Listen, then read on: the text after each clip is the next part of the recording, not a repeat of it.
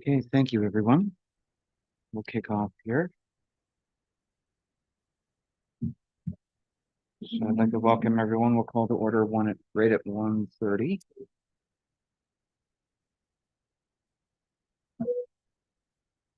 Thank you.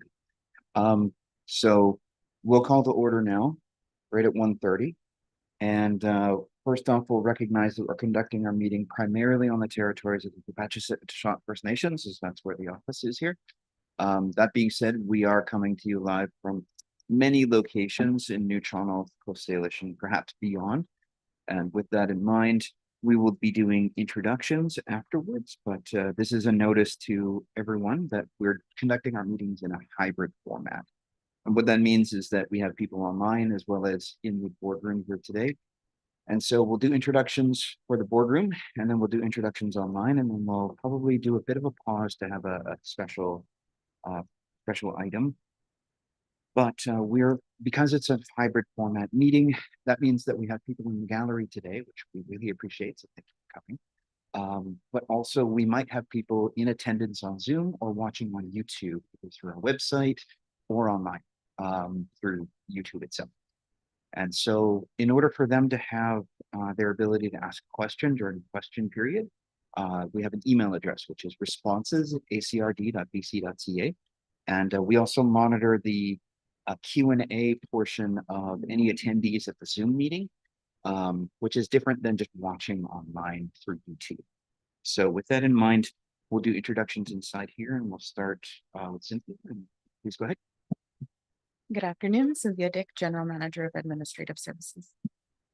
Hi, everyone. Debbie Haggard, Councillor for the City of Port Alberni and Vice Chair of the Alberni-Quicklot Regional District Board.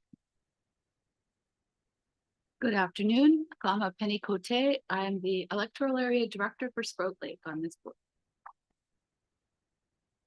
Good afternoon. I am Mike Sparrow. I'm Electoral Director for Cherry Creek. Good afternoon. I'm Daniel Sion, the CAO for the ACRD. Okay, have Alex go. And good afternoon, Alex Dyer, Planning Manager with the ACRD. Good afternoon, Shane Corin, Manager of Financial Services with the ACRD. And we'll start online. Dr. Siga, please go ahead. Veda Siga, Director for Area C, Long Beach. And Dr. Roth. Good afternoon, Susan Roth, Director for Beaver Creek. And Dr. Steer.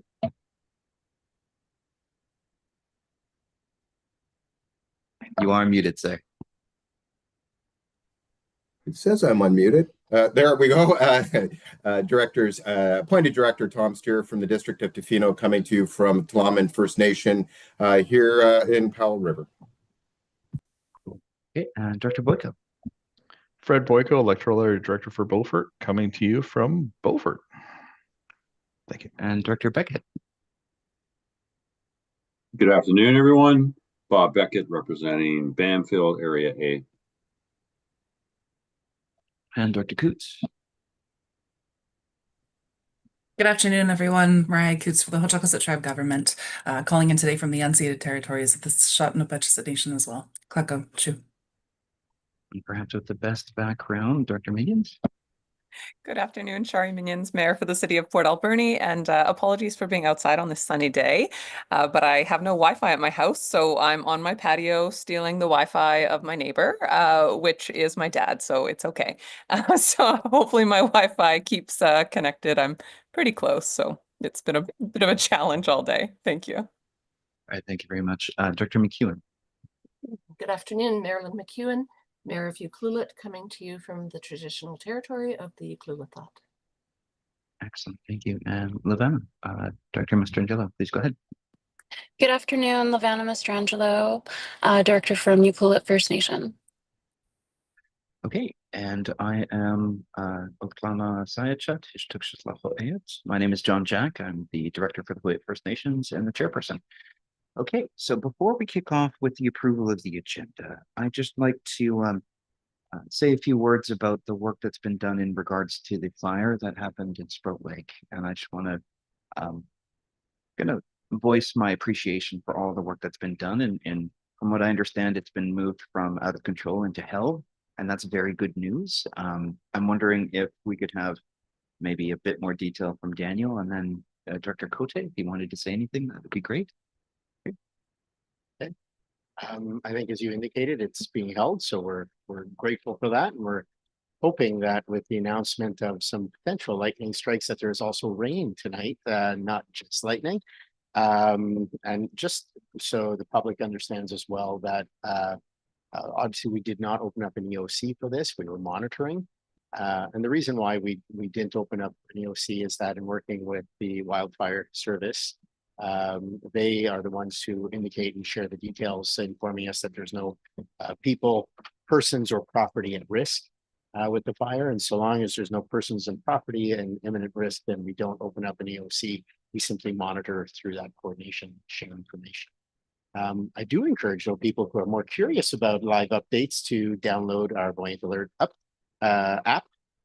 Because that app, you can set the regions that you want notices on, and you'll get text that keep you informed as to what's going on. So it is a good tool.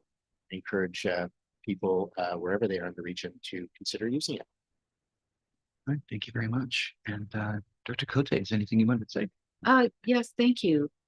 Just appreciate the monitoring and the communications that are coming out of the regional district emergency planning.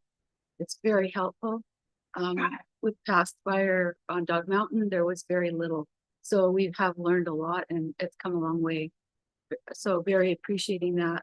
I'd like to also, I did see the smoke at Sprout Lake, and it does create a air quality problem for people. They should, if the smoke is dense, they should remain indoors. Yes. Also, I see that this was spotted by one of the gliders from our airport.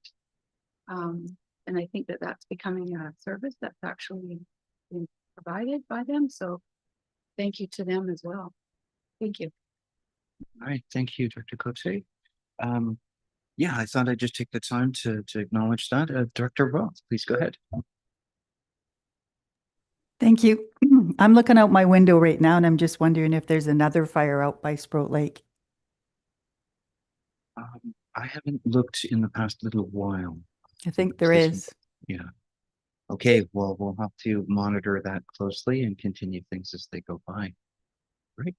Are there any other comments?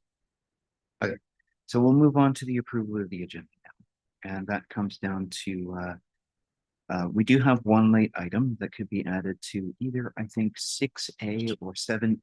It's correspondence regarding the Alberni Valley Forestry Roundtable that had occurred, I believe, last week or the week before. And so I'd like to add it to the agenda because other jurisdictions within the region have been adding their names to a letter of support for action in forestry for the region. And I think that's something that may be important for the ACRD to add our voice to. So we'll talk more about it when we get to that agenda item. I'm wondering if we should add it to maybe item 6A, if that's okay. All right. If there are any other items that need to be added to the agenda, are there any late materials as well? No other late items. All right, thank you very much. Could we have a motion to approve the agenda as amended? Thank you, Director Boyko, and seconded by Director Steer. Any comments? Okay, seeing no comments. All those in favor? All opposed? Motion carried. Thank you. All right, that brings us to declarations. Does anyone have any declarations of conflict of interest, perceived conflicts of interest, or gifts exceeding $250 in value? Go ahead, Dr. Haggard. This probably is at the correct spot to say this, and I'm not sure where to say it though, but I'm going to have my apologies to the chair and the board. I'm going to have to step out and take a call with Island Health between 2 and 2:45. Okay. I know it conflicts with the board meeting, but anytime I can get in front of Island Health, I feel I have it's imperative that we do so. Okay, thank you, Dr. Haggard. I believe maybe Director Boyko may need to step out, but only for I think 15 minutes or so. So yeah. Okay, so with that in mind, think that moves us on to the next agenda item, which is item 4. 4A is the Board of Directors meeting minutes for May 28th, 2025. Would anyone like to move that? Thank you, Director Cote, seconded by, thank you, Director Sparrow. Any further comments? Any errors, omissions, etc.? Seeing none. All those in favor of adopting? All opposed? Okay, motion carried. Thank you. Item 4B is the Banfield Area Services Committee meeting dated June 3rd, 2025. Moved by Director Beckett, seconded by Director Coots. Thank you. Any further comments? I missed this meeting. I was in Osaka. Any further comments? Seeing none. All those in favor? Opposed? Motion carried. Oh, with that in mind, I did bring some fancy Kit Kats. They are over by the coffee. Please take one if you'd like. Okay. 4C is Personnel Committee meeting dated June 5th, 2025. Moved by Director Steer, seconded by Director Cote. Any further comments? Seeing none, all those in favor? All opposed? Motion carried. It got silent all of a sudden because the AC just kicked up. Not like all of the speakers got turned up. All right, so that brings us to item 5, which is petitions, delegations, and presentations. Normally, the way we do this is you have 10 minutes for your presentation. And if you get to that point, I might hit pause and ask the board if we can extend the presentation, but that's only if I think you're going to go over time a bit. You only got 1 or 2 minutes. I'll let you go. If I hold up 2 fingers or 1 finger, that means that's how many minutes you got left. But other than that, I would just interrupt you. That being said, I'd like to welcome Mr. Nelson Ireland with a response to the development variance application DVA 25005 at 422 Burlow Island. Thank you and welcome. And don't forget to hit the button to speak. This one? Yeah, perfect. Okay. With respect for and acknowledgement of the traditional territories of the Nuu-chah-nulth peoples, and specifically the traditional territory of the Huayat Nation, where this matter is under discussion today. I want to thank the board and also the staff for the opportunity to present today. Good afternoon. My name, Nelson Ireland. I'm the owner of the adjacent property to 422 Burlow Island, which is applying for the variance. Additional information is in your agenda package on pages 25 to 30. Now, I was taught this a few minutes ago, so I'm going to see how I do. I did it. All right.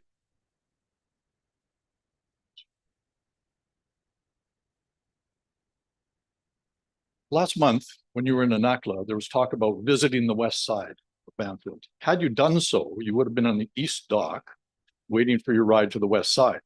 The picture on the left is the picture from the east dock. So you can see the 2 structures there. And I think you can see a peekaboo of a little garden shed right in between the 2 structures. That's a garden shed that I had to move when they started construction, one for fire risk, but also to conform with the property setbacks. So this other slide on the right is a bit of a zoom where you can see things a little bit clearer.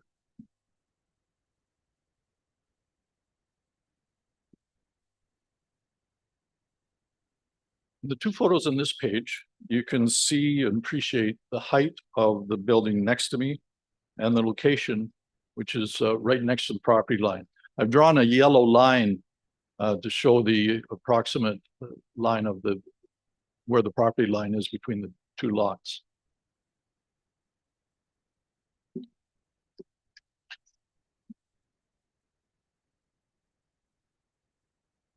This is interesting because as I started getting into this, that zoning for 422 is a Banfield cottage residential.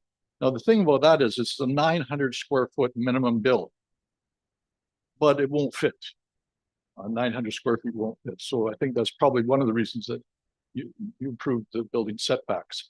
It's irregular. Even the owner says it's going to be very difficult to fit that. Everybody acknowledges that. And in fact, when I got settled there in 2001, the lot 422 was for sale for a long time. And it was kind of generally understood in the community that it's unbuildable. You can't fit a Banfield cottage residential minimum property or building on that lot.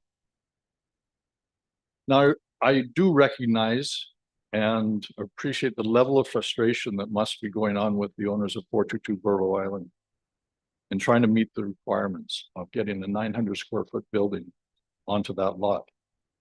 Now, it's unclear to me, because I haven't found it yet. I've asked for some documents, but I haven't found it yet. If other options, including rezoning, perhaps a variance to the minimum building size, were explored to alleviate the challenges for the owner. Or we are where we are, and there was a variance approved which reduced the side yard and reduced the front yard setbacks.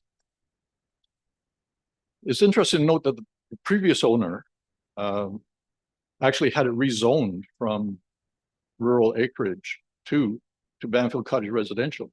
And the argument was so they could build a residence and one cottage. I don't know how that works, but obviously rezoning is a possibility. So the impact.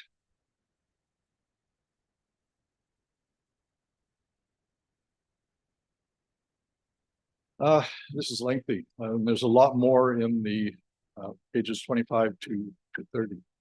But let's just, in summary, really what I'm concerned about is fire risk.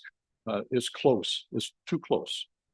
The trees that are now planted between the property line of 422 Burlow are cedar trees, and they actually reduce that fire distance for us. I may have to move the garden shed as well. The views to the east are pretty much gone. And while there's been a focus on the side yard setback, it's the front yard setback violation that really concerns me in terms of the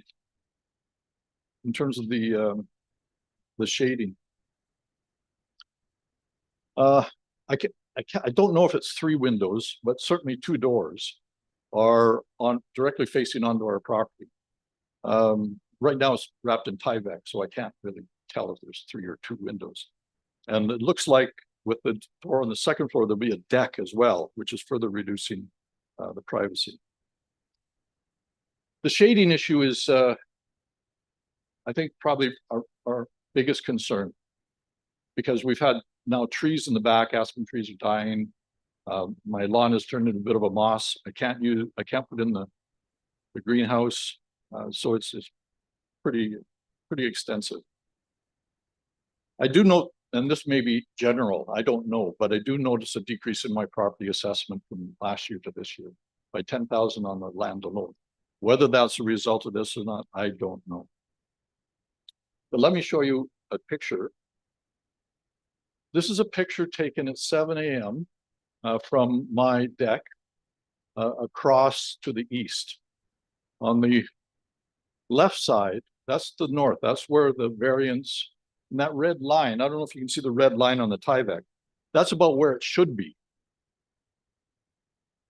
So the variance that was approved is about that red line. So it's reduced, and you can see the shading. And then on the picture on the right, that's at the back end. You can see the trees there. When those trees grow up, they're going to actually decrease the amount of sunlight even more.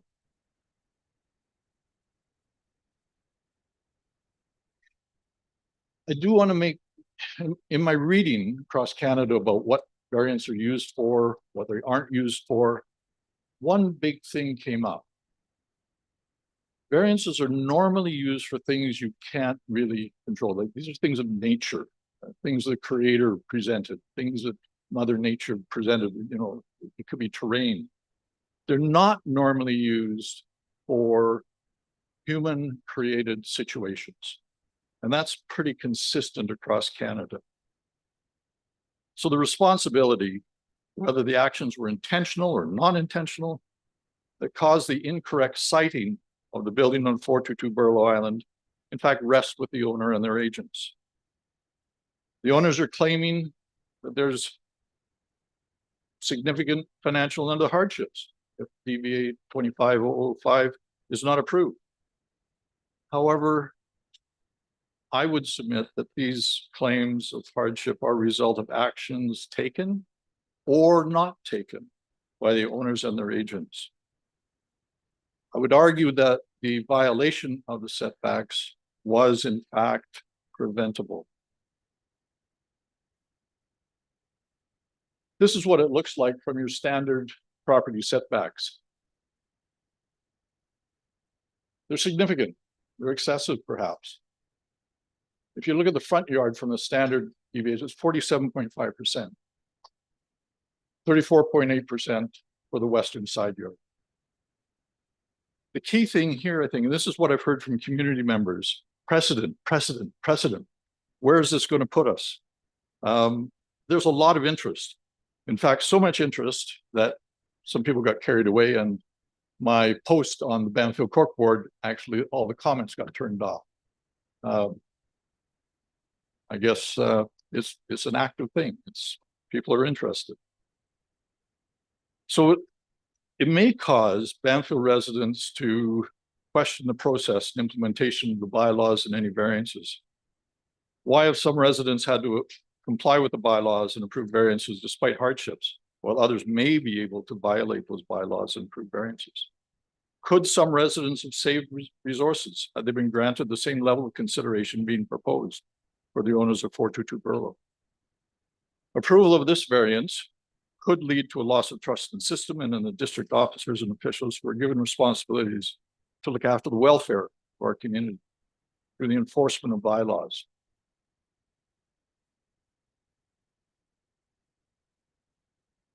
This is not the first violation. There was a violation of foreshore dredging. There was an excavator brought in and they dug up a bunch of foreshores. So that was a violation.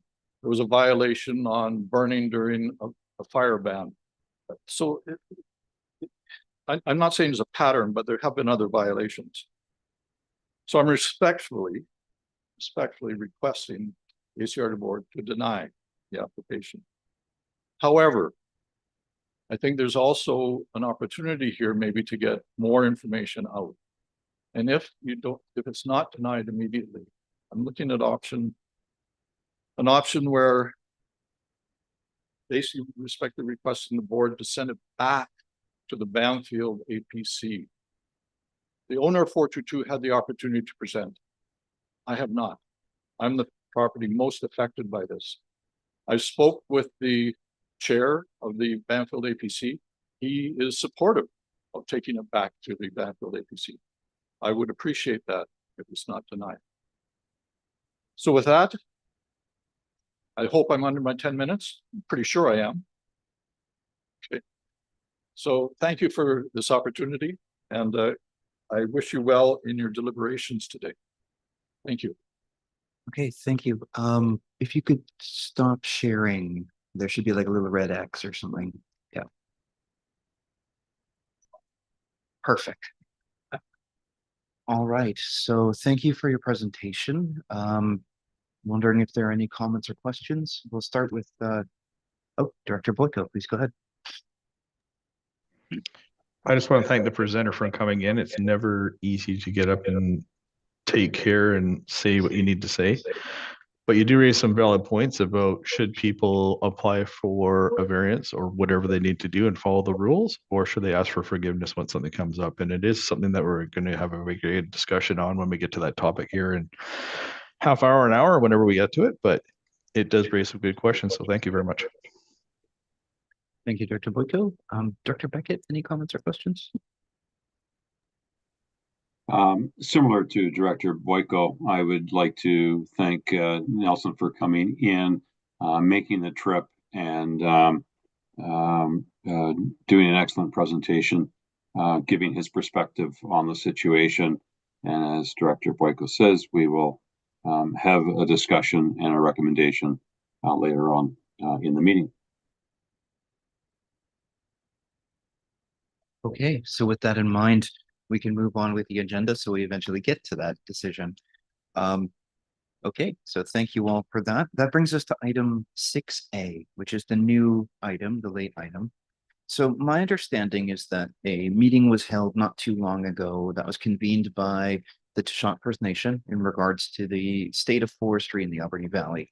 And so they hosted a roundtable discussion and invited representatives of I think every affected First Nation in the TFL 44 area, as well as all of the kind of other government jurisdictions that should be involved. So the city was there, as well as I think ACRD was invited, although I was not able to go. And I think there were some representatives of different businesses as well. One of which was the paper mill, or the Domtar company. And so with that, I think it's important that we note that a letter is being put together to kind of put support behind a declaration of kind of a local forestry emergency, that the industry is in crisis, and as a result, everyone should be pulling together and supporting the forestry industry in our area to kind of voice our concern to the provincial government and potentially the federal government in the future.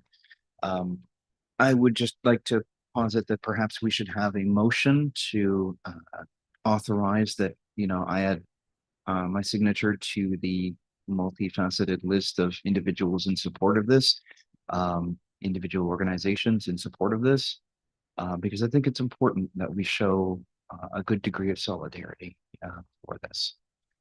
I'll invite anybody who was able to attend this meeting to say anything they can, and go from there. Cynthia, go ahead. Yes, thank you. I attended the meeting on behalf of Daniel, and they did request that the letter that was sent for the Premier, Minister of Forests, Jobs, Economic Development and Innovation, and the other ministers listed, that be signed last Monday, June 2nd. As well as I provided information to the group and Chief Councillor Wamish about the UBCM process. So potentially drafting a resolution to be considered at UBCM, as well as joint meeting request. So they declined the offer to pursue either of those, but they were interested in potentially working with the city of Port Alberni because they were going to be submitting a meeting request to the Minister of Forests. So I'm just wondering if maybe instead of signing on to the joint letter, if maybe we provide a letter of support if that was already sent off. And then another item of discussion was they were looking for funding commitments to pursue and collaborate on communications and video campaigns for advancing this work. And the next meeting will be scheduled for June this month. Thank you. Dr. Haggard, then Dr. Cote. Thank you, Mr. Chair. The city of Port Alberni sent in 2 resolutions regarding the forestry industry, and it really aligns with what their letter says. We submitted it to ABICC, and they were both resolutions were approved, and they are going on to UBCM. So I don't think we have to worry about Avenue. We've already done that. And I would like to make a motion to support the letter. A motion to create a letter of support to go in after. Okay, do we have a seconder for that? Thank you, Dr. Beckett. Any further comments? Dr. Cote, please go ahead. Thank you. Would this be a request for more community forests? Developing those, or I just have a lot of questions around. I know that there's a need for support here, definitely. But I'm just wondering what that's going to actually look like. There's a lot of forestry cut blocks that are in Sprout Lake now.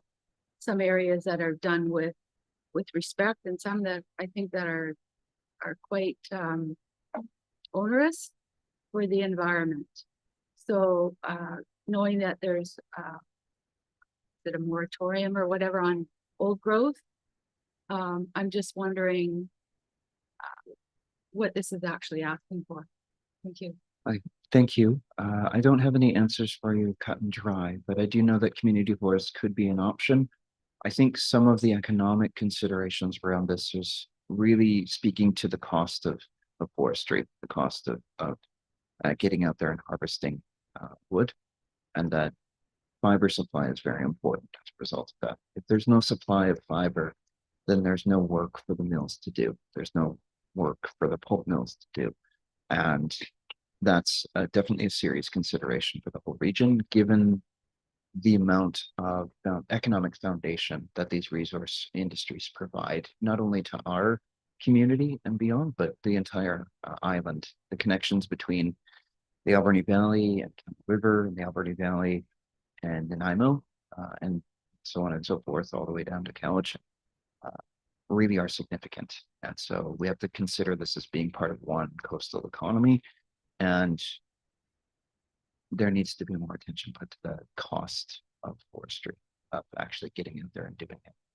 It might have to do with community forests, is that I think they get a break on stumpage. I think of all things, stumpage is one of the main considerations here, at least from an economic perspective. I think this is a general voicing of support for the benefits of forestry as much as kind of the economics as well, though. So, yeah, follow up and then we'll go to Dr. Roth. Thank you. So I do have conversations with foresters from Mosaic and the province. And I do ask them, you know, how things are as far as business of forestry, and how are things going. And I know that there is issues, and would like to support this, but I just feel like there's not enough information this time as to what it's going to look like. But I would like to support.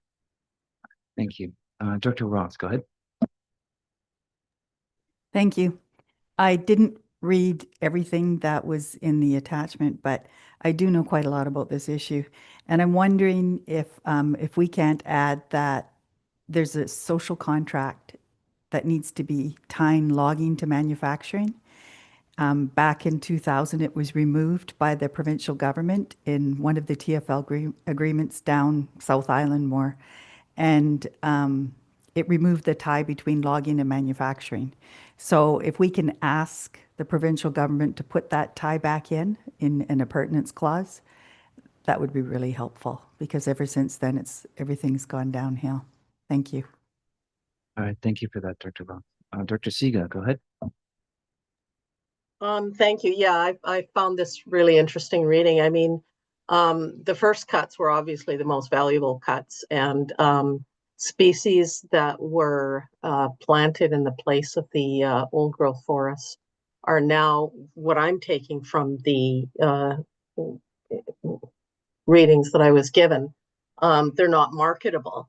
So I fail to understand why pursuing just forestry without looking at, is there any value in any of these, what they're considering low market trees in some other format. I think we're at a point now where we have to rethink how things are done. And I would be supportive if there was more focus rather just on the forestry piece, on examining what the existing forest value is and how it can be best used. Yeah, I think that's something that can be added in the considerations of a support letter. I think what the point of the letter itself was identifying that there's a fundamental problem with forestry, and then that's tied to government regulation and specifically the stumpage regime. It's not necessarily that these cut blocks aren't worth anything. They're worth something, especially if they go through and can supply our mills, either sawmills or pulp mills, depending on what they are.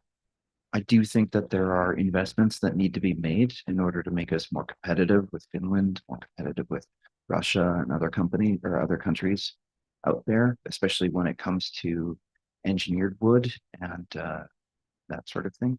We're not really invested into those sorts of things. And I think that's going to be the future. And that's how you turn low value wood into something valuable from a lumber perspective. But that will take time. And I think there's an interim period where there needs to be government attention to this vital industry. It's not something that is non-viable. It is, but we think that there might need to be some provincial attention to what the change is going to be and how we're going to navigate it in a way that doesn't negatively affect families and people who depend on the paychecks. And I think that's primarily what I'm seeing coming out of this conversation is that we don't have the replacement for forestry at the moment in place, and therefore there needs to be some attention given to the fact that forestry helps actually generate some of the wealth that maintains families making a living in this area and beyond. We have to look at that. But I think that's something that we can add. Director Steer, go ahead. Yes, thank you through the chair. Yes, and that was kind of what I was thinking about is in terms of the letter of support that we're potentially going to be bringing forward. We understand the challenges facing the forest industry coastally here around fiber supply and the economics around that. But I just maybe a little clarity on maybe Cynthia could in terms of this letter of support that we will be looking at crafting. Is this one that already exists that we would be signing on to, or is this one that we will be creating with some of the issues that have been brought up around the table right now? I believe that the actual letter has already been sent, like the one that has a bunch of signatures on it already, has already been sent to the Premier. So what we would be doing is creating a letter of support for that initiative, because we're a latecomer to it, because we were waiting for this meeting to happen in order to have the discussion. So I think that's part of it. But what we put in the letter of support could be inclusive of the things that Directors Roth and Siga have already brought up, making sure that we have real consideration around what this looks like. If that helps, Dr. Steer.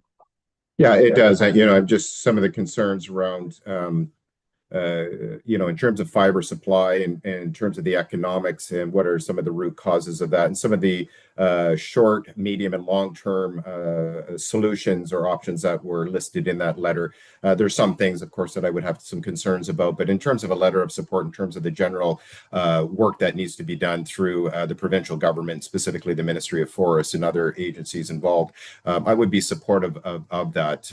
I'm just cautious of all of the different options that were presented and what the emphasis might have been.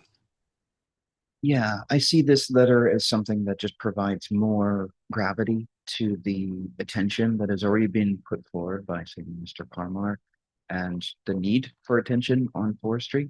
What ends up happening is still up to the provincial government for the most part in consultation with First Nations. But I think this would help add to the conversation and perhaps give a bit more weight to what Minister Parmar would be saying around the cabinet table, making sure that, wrangling for resources to do right by communities that depend on forests isn't always cut and dry. So if Ravi could actually make some good arguments backed up by support from all of the communities, including First Nations, including business, then that might have some verve with cabinet and have some verve with Treasury Board in the future. So those are the types of things that we're trying to get behind here. In addition, many of the First Nations that are involved in forestry are always asking for looking at stumpage rates being a little lower. Yeah, reasonable, I think, is the idea, because really it comes down to fiber supply is the issue as you identify. And part of that fiber supply issue is that it's not always worth it to go out and harvest the trees on the land, given the stumpage rates, and that sometimes right at the margins and the no-go differences are such that it comes down to stumpage, or comes down to how certain areas are either community forests or regular woodlots or whatever, right? And those things are the types of conversations that we need to have in order to make it work, because on the long term, forestry is sustainable if it's done correctly, but it also needs a constant flow to keep people employed. And that's important, especially in a place like Alberni, where we do have mills, where we do pulp mills. And when the pulp mills are starting to signal that they're getting a bit worried about things, they're like one of the foundations of the food pyramid, or the pyramid of life when it comes to forestry. So if they're starting to get worried, then we should be worried. And so I do think that this is something that is fundamentally important I think there are some solutions that are identified in that letter. I support most of them myself, understanding that we don't have to support everything to jointly agree that more attention needs to be put in forestry because it has real consequences for the incomes of a lot of our citizens, a lot of our residents.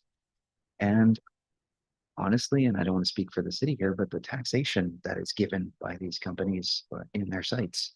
So there's a lot of deep and broad impacts to a lot of our communities on the island that we need to contemplate. And I just want to give as much, I don't want to say ammunition, but I don't know what else to say, to Minister Parmar to really fight for that sort of thing, and to Mr. Osborne as our MLA to really fight for our communities in a way that is principled, but still takes that into account. And so I think that's important.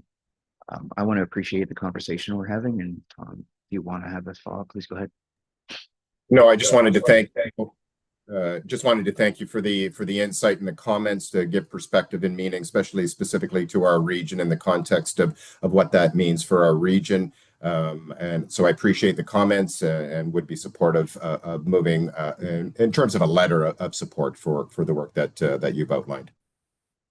Okay, so given the conversation that we've had, I think that can form the basis of a support letter that we're putting together. So as long as the notes have been taken pretty well, we can put a support letter together and authorize my signature on it, and then we'll send it on as quickly as we can. I'll make sure to CC all of the board members as well as we do that. And I think in sending it to the premier, I'm probably going to say we should CC our MLA as a result, and probably our MP, even though he's federal. I think it's important to do so as well. Director Cote, please go ahead. Thank you. So in the late information that was provided, there is a letter. So we're saying that we're not signing this, that we're writing our own. Yeah, we have to write our own because it's a letter of support for a letter that's already gone out. So we can use it as a guide for what we put into it, but I don't think we need to retread it. I think we just voice our support for the initiative and then maybe mention the items that Directors Roth and Director Siga have already mentioned too. And we're just cognizant of those things. So there's only one signature on this that I can see. That is the example that was provided to us, like just signed by Shot, but other members have signed it prior to it being released. It's just that they released it on the 2nd of June. We didn't have the discussion. I may be getting my email addresses mixed up, my inboxes. I have seen a copy of the same letter with like a dozen signatures on it from across the entire region. So that's probably my fault, because I have it all in one place in my download folder. So yeah. Okay, so thank you all for the discussion. I know we took some time on this, but I think it's just important for us to show that we're supportive. I think because I mentioned the city and Deb's not here, Shari, do you have anything to add? Because I don't want to be speaking for the city, but I would note that I think the city is supportive of that as well. Yes, thank you. Appreciate your comment and nothing additional to add. All right, thank you very much, Dr. Minions. So let's move on to the next item, which is correspondence for information. Oh, I forgot to call the actual vote. So all those in favor of the letter of support? All opposed? Yeah, motion carried. Thank you very much. Okay, so that brings us to item 7A, or item 7, the correspondence for information. Would anyone like to pull anything out? Dr. Boyko, go ahead. Thank you, Chair. I noticed there's a discussion from the ministry about Bill 13 from the BC government. That's all well and good, but I think the ones that appeal or affect the farmers in Beaufort more are Bills 14 and 15 and the First Nations as well, where we are reducing the, let me just get the exact wording of here. Expediting permits for energy projects and reducing approval processes. So I'd like to hear more from the ministry about those two, if we can ask about that, because they affect everything that everybody does out here and are much more influential. Thank you. Okay, let's do a motion to that effect after the correspondence for information. Would anyone like to pull anything else out? Okay, seeing none, could we have a motion to receive the report? Thank you, Dr. Boyko, seconded by Dr. Siga. Any further comments? Seeing none, all those in favor? All opposed? The motion carried. And Director Boyko, yeah, please put together a motion. Would you like to just ask for a report to be sent to us, or have someone come in and like we'll do a committee of the whole? We can ask for anything. Thank you, Chair. I'd like to make a motion that we ask for an additional staff or someone from the BC government can come and discuss Bill 14 and 15 as with a committee of the whole for the ACRD, because if you're not aware of it, there's some very serious consequences that affect everything in the valley, especially farmland and ALR. Thank you. Thank you, Director Boyko. Do we have a seconder? Thank you, Director Coots. Any further comments? Director Cote, please go ahead. Thank you. There has been an outpour regarding Bill 15 from the mayors from all over BC and UBCM. So I've been following along with that.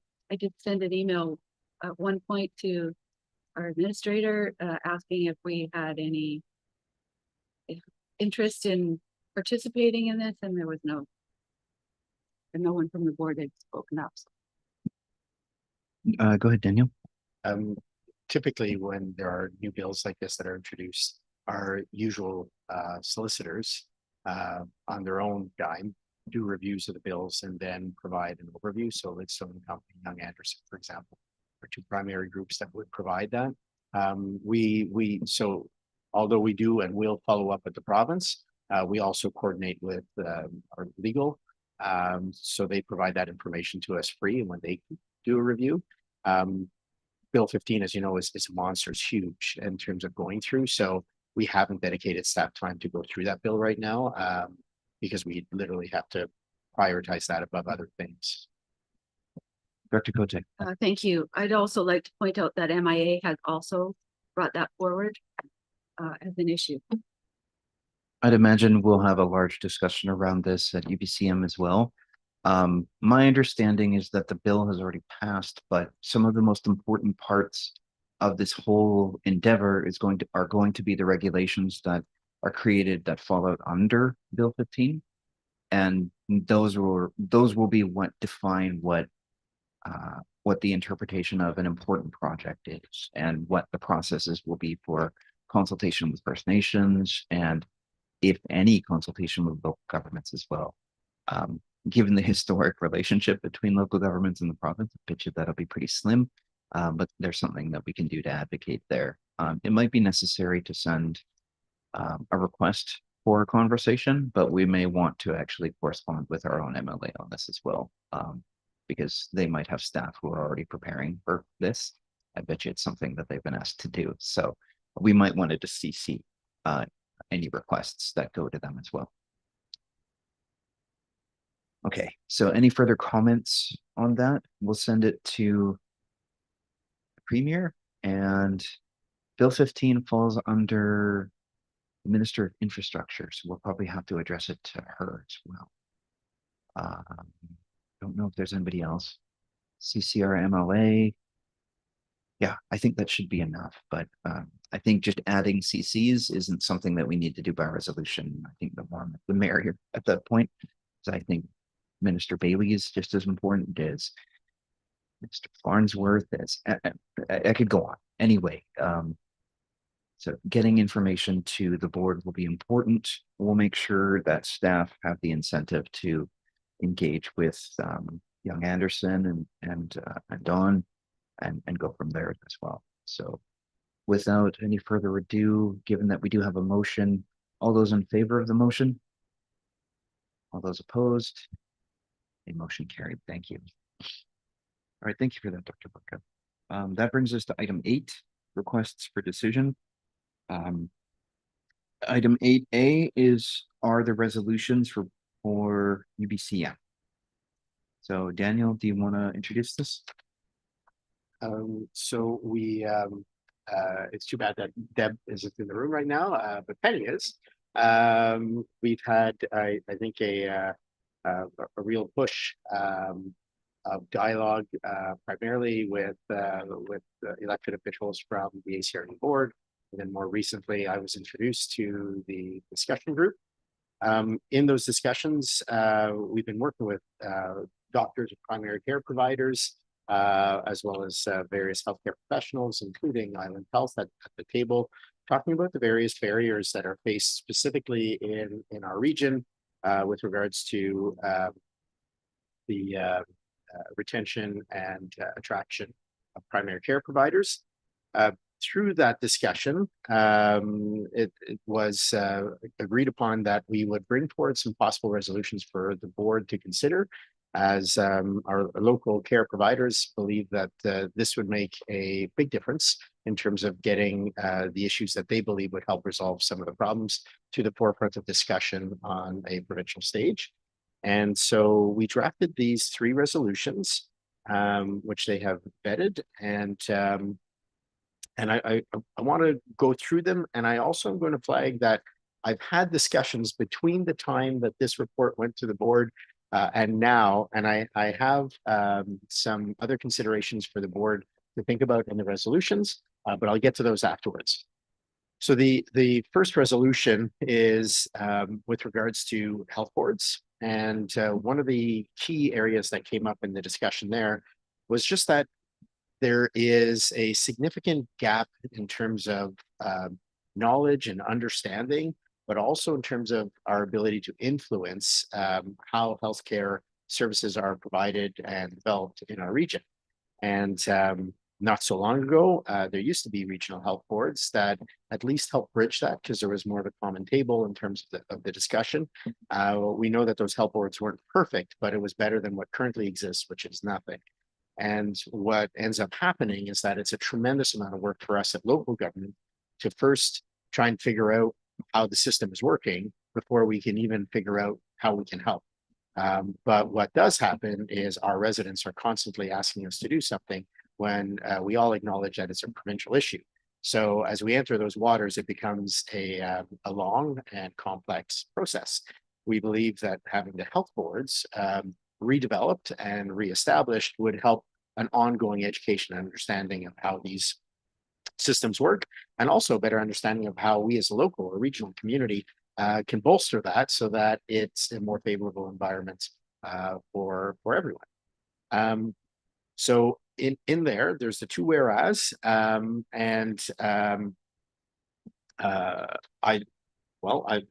want me to read through them word for word, or do you want me to explain? For the record, I can read through them and then you can speak to it. So I'll read the number 1 item first. So this is Local Voices Stronger Healthcare, reinstating regional health boards in rural BC. And the motion would read, this is for the consideration of the Union of BC municipalities. Whereas rural communities across British Columbia face significant challenges in retaining and attracting primary care providers, leading to gaps in essential healthcare services and temporary primary care service closures. And whereas local governments and Indigenous communities in rural areas are often excluded from provincial decision-making processes that directly impact their ability to maintain and improve healthcare services, therefore be it resolved that the Union of BC municipalities advocate the province of British Columbia to reinstate regional health boards in rural areas, ensuring that municipalities, Indigenous leaders, and local healthcare professionals have a formal and decision-making role in shaping healthcare strategies, workforce planning, and service delivery models that address regional needs. So that's the first one. Dr. Siga, did you have a comment on the first motion? Hi, thank you very much.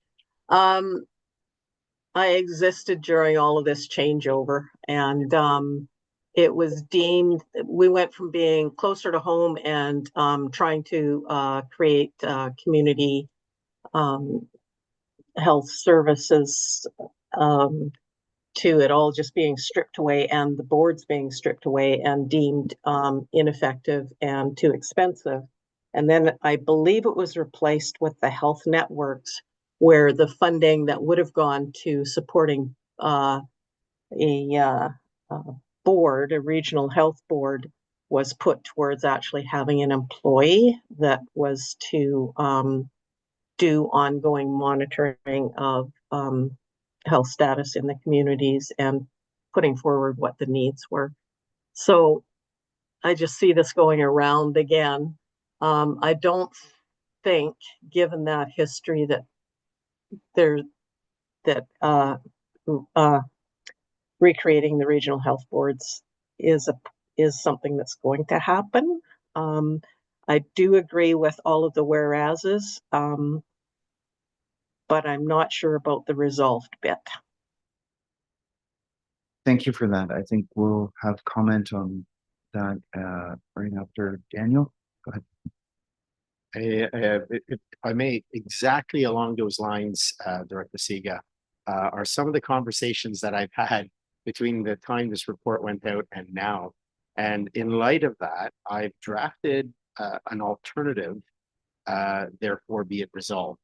And the alternative is focused on having the province convene a formal table that would include representatives from UBCM, First Nations communities, local governments, healthcare professionals, and that they would design the framework for reinstating a more effective regional health board in rural areas.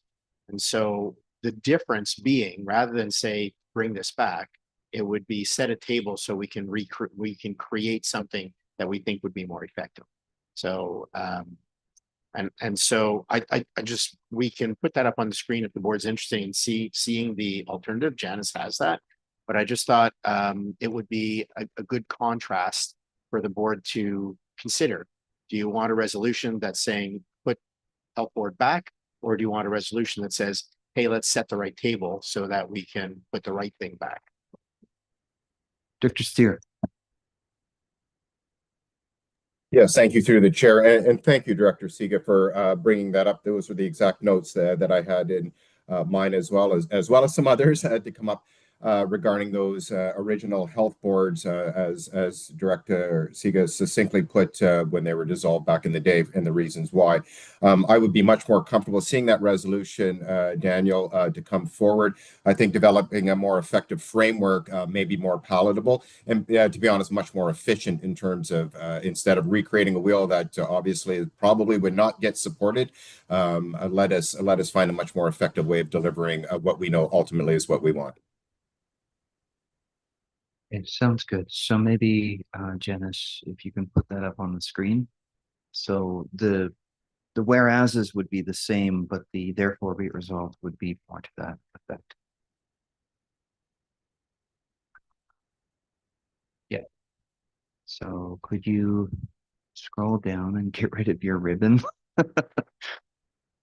There we go. Okay, therefore be it resolved that, oh no, that's the wrong one. You have to go up. Yeah, there we go. Okay. Okay, therefore be it resolved that the Union of British Columbia Municipalities urge the province of British Columbia to convene a formal table that includes representatives from the UBCM, First Nations communities, local governments, and healthcare professionals to collaboratively design a framework for reinstating regional health boards in rural areas. Oh, that's the old one. That's the same one?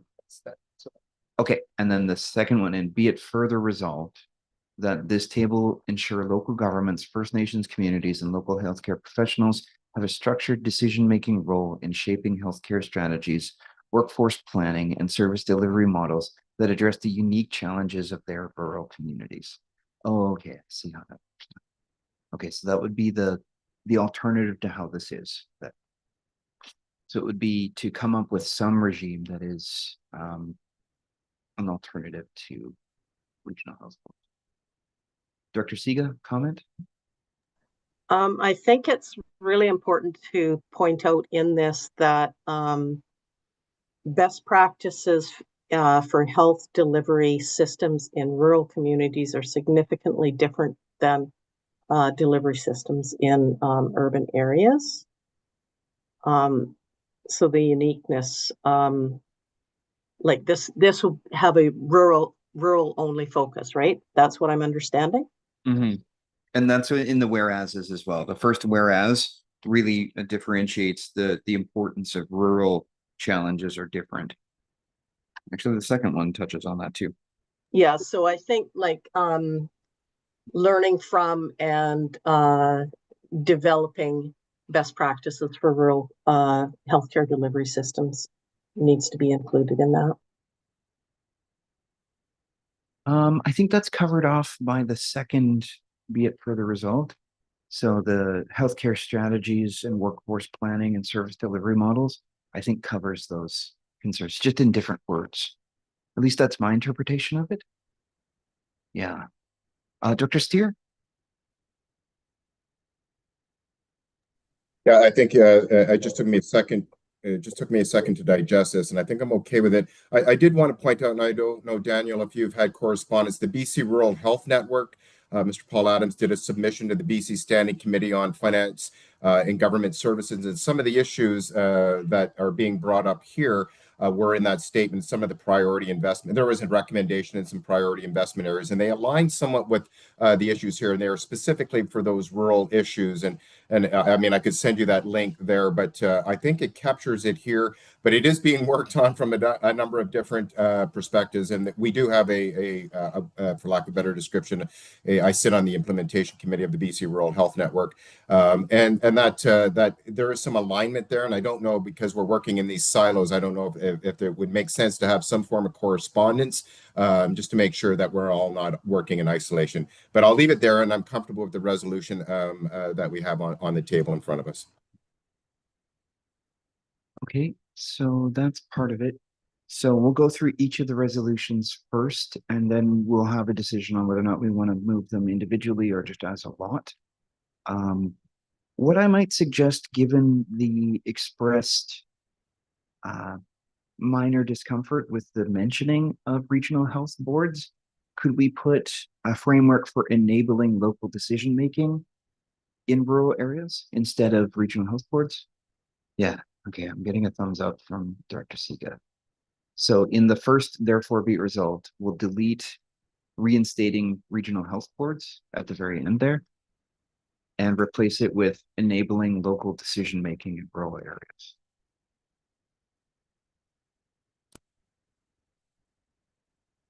Thank you, Janice. No, enabling local decision-making. Local decision-making. Yeah.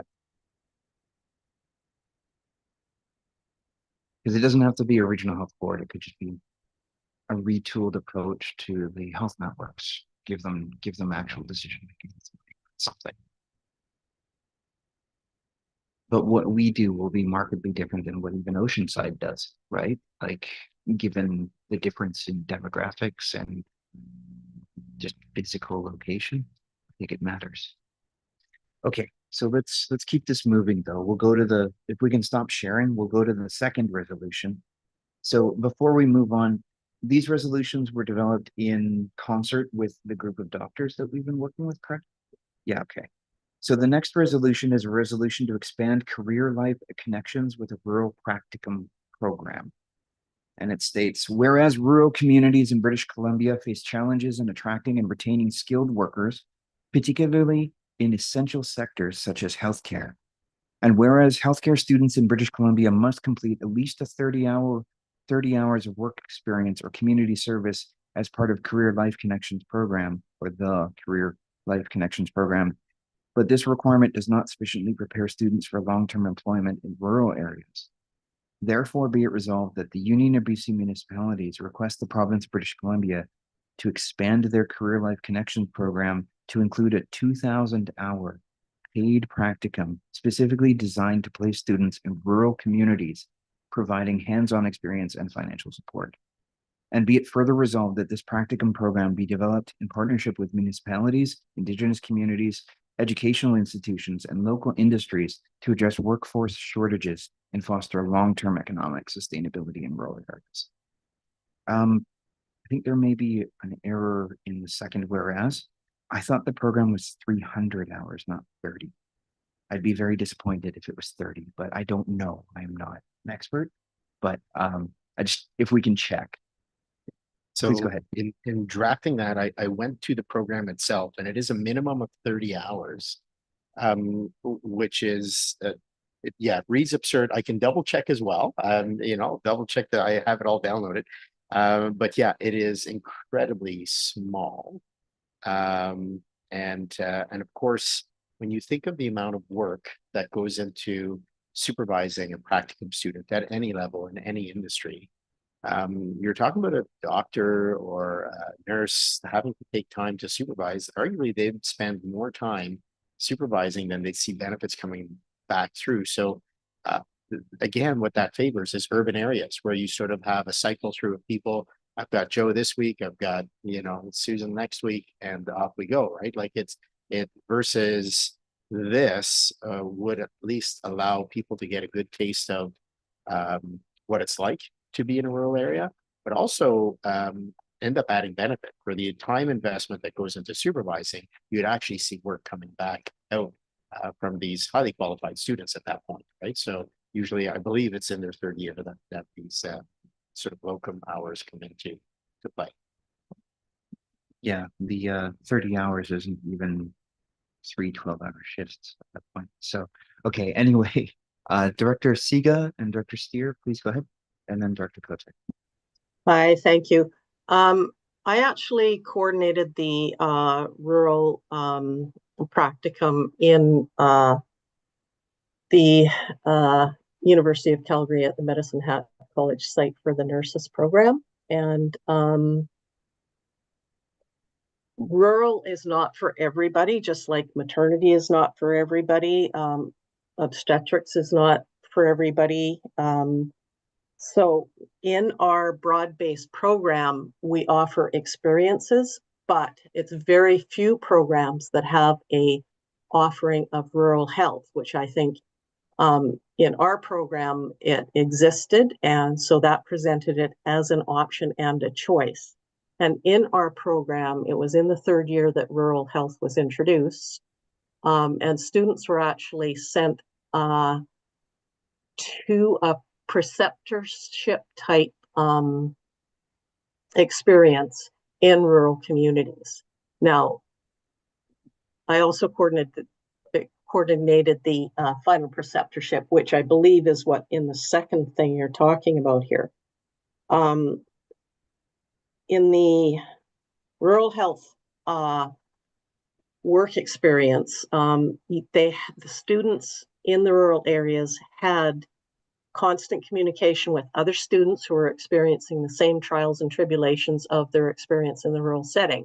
And one thing that came to the forefront just repeatedly was the theoretical does not match the practical experiences, and the practical experiences were invaluable. And sharing those lived experiences and practical experiences was really, really important with the guidance of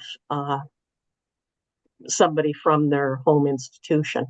So I see that what they're trying to do is kind of recreate the model that we had. And it would not cost the province nearly as much if this was instituted, which is just ensuring that all programs in British Columbia that offer health service programming offer a course and a practicum in rural experience, rural practice, and that rather than the paid practicum, when you're sending people out for their paid practicum, you're sending them out to areas not necessarily with any educational oversight. So it totally depends on the site, what kind of experience that student has. Whereas if it's a preceptorship that is partially funded through the government, there is guidance and cooperative learning among all the students that are placed in the rural preceptorships. And it requires the commitment of a local rural health practitioner. And then you could follow that up with what was also done in Alberta was people who were retiring, if they knew that their position was going to be lost, the government kicked in half funding for 6 months for a new student to go and work in those positions and gradually work the way into the jobs. Thank you. Yeah, thank you for that. I think Director Steer is next and then Director Kotek. Yeah, thank you. And through the chair, in relation to the resolution, I will go back again once to the recommendations from the BC Rural Health Network, where there was a recommendation to establish a BC Rural Health Equity Fund to be a permanent budget line item, and that was approximately $50 million a year. And the reason and some of the priority investment areas align with what is being proposed here, but this was the way of financing, and that one of the priority investment areas was that community level recruitment and community level health education that would certainly be appropriate in terms of, and I don't have any expertise in the design of these types of programs, but that's the way it would be funded. This is something that, once again, I think we could be in conversation with the BC Rural Health Work, who have done a tremendous amount of work in this area.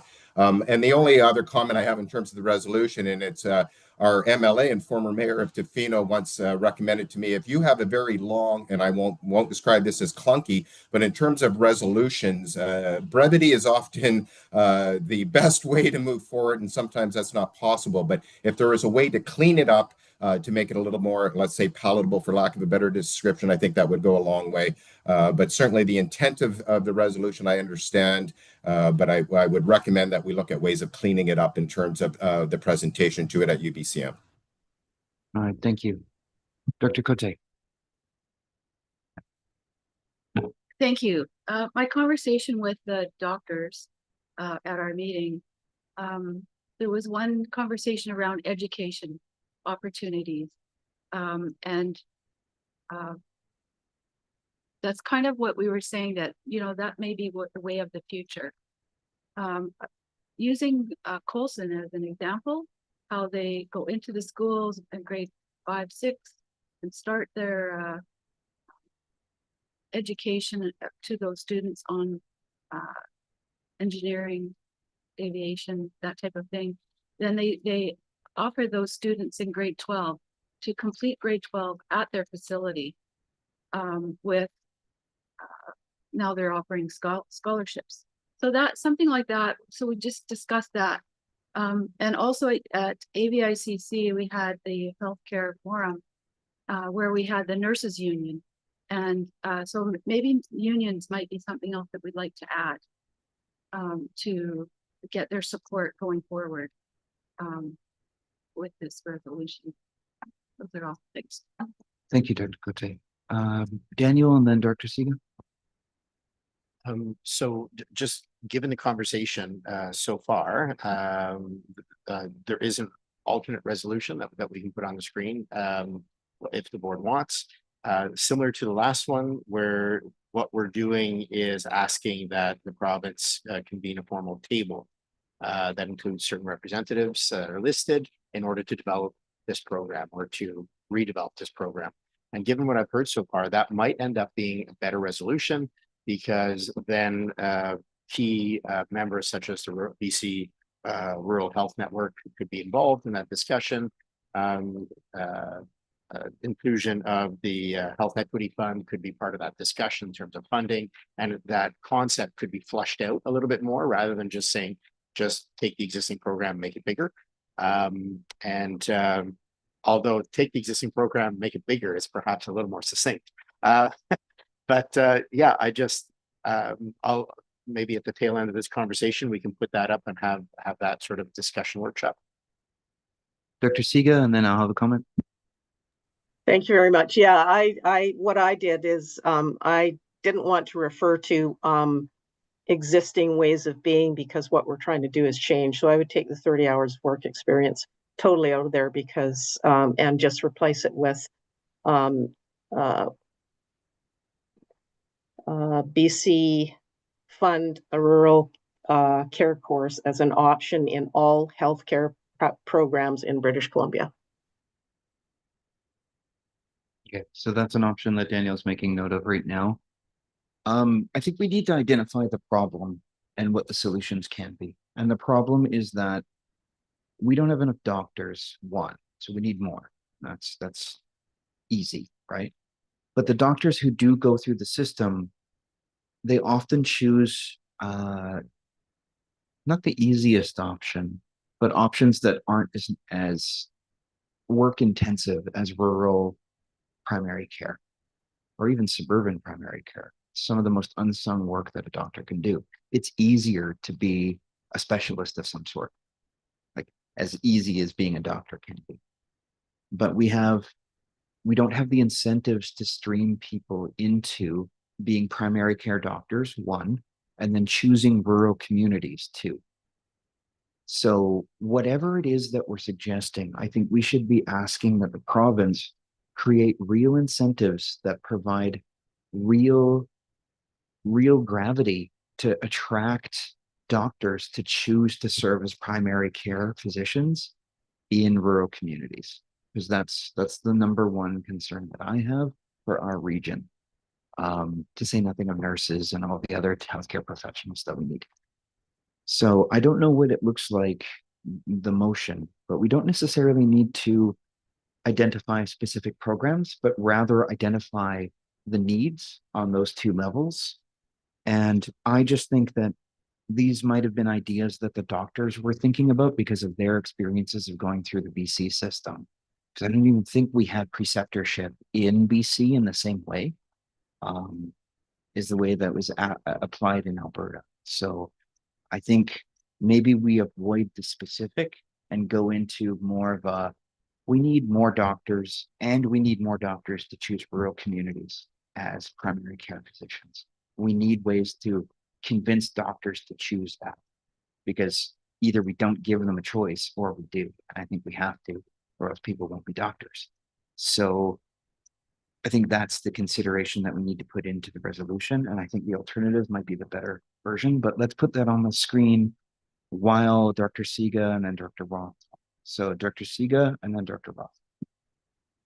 Yeah, I think that exposure to an experience, like in our programs, we give a broad smattering of all of the different areas that you can eventually specialize in if you should so desire. But rural is historically not one of what is considered one of the specialty areas. And I think that if we suggest that BC actually fund a rural course in each program, that exposure is out there. And that's when you get the, oh, well, this is an option. Perhaps this can be my area, right? Think on what the language could be, Dr. Siga, and I'll come back to you. Dr. Roth? Thank you. I'm curious to know how many doctors there are in relation to the population, like how many per thousand, or do we have any figures on that? And, you know, from my perception, doctors changed how they do business. So that might be part of it too. Because I have a doctor, but if I needed to go to a doctor, it would be hopeless. So I'm just curious, in comparison to our population, how many doctors do we have per thousand or whatever the number might be, and comparing with other communities too? Thank you. In almost every community, it's not enough. I can say that with certainty.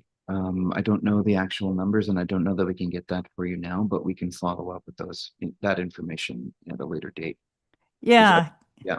No, that sounds fine. I just, like myself, although I have a family doctor, I would never consider myself having a doctor. So I think they changed how they do business too. How a lot of the, like the practitioners, the ones that we would normally call our own personal, you know, like our family doctors, they've changed how they do business. Thanks.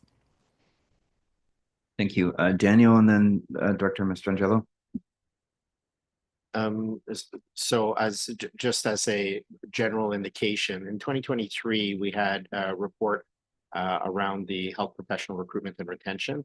And at that time, the conservative estimate is that we were just over 5,000 unattached patients. And thus just the Alberni Valley was 7 physicians short. And that's assuming a ratio of about 800 patients per physician.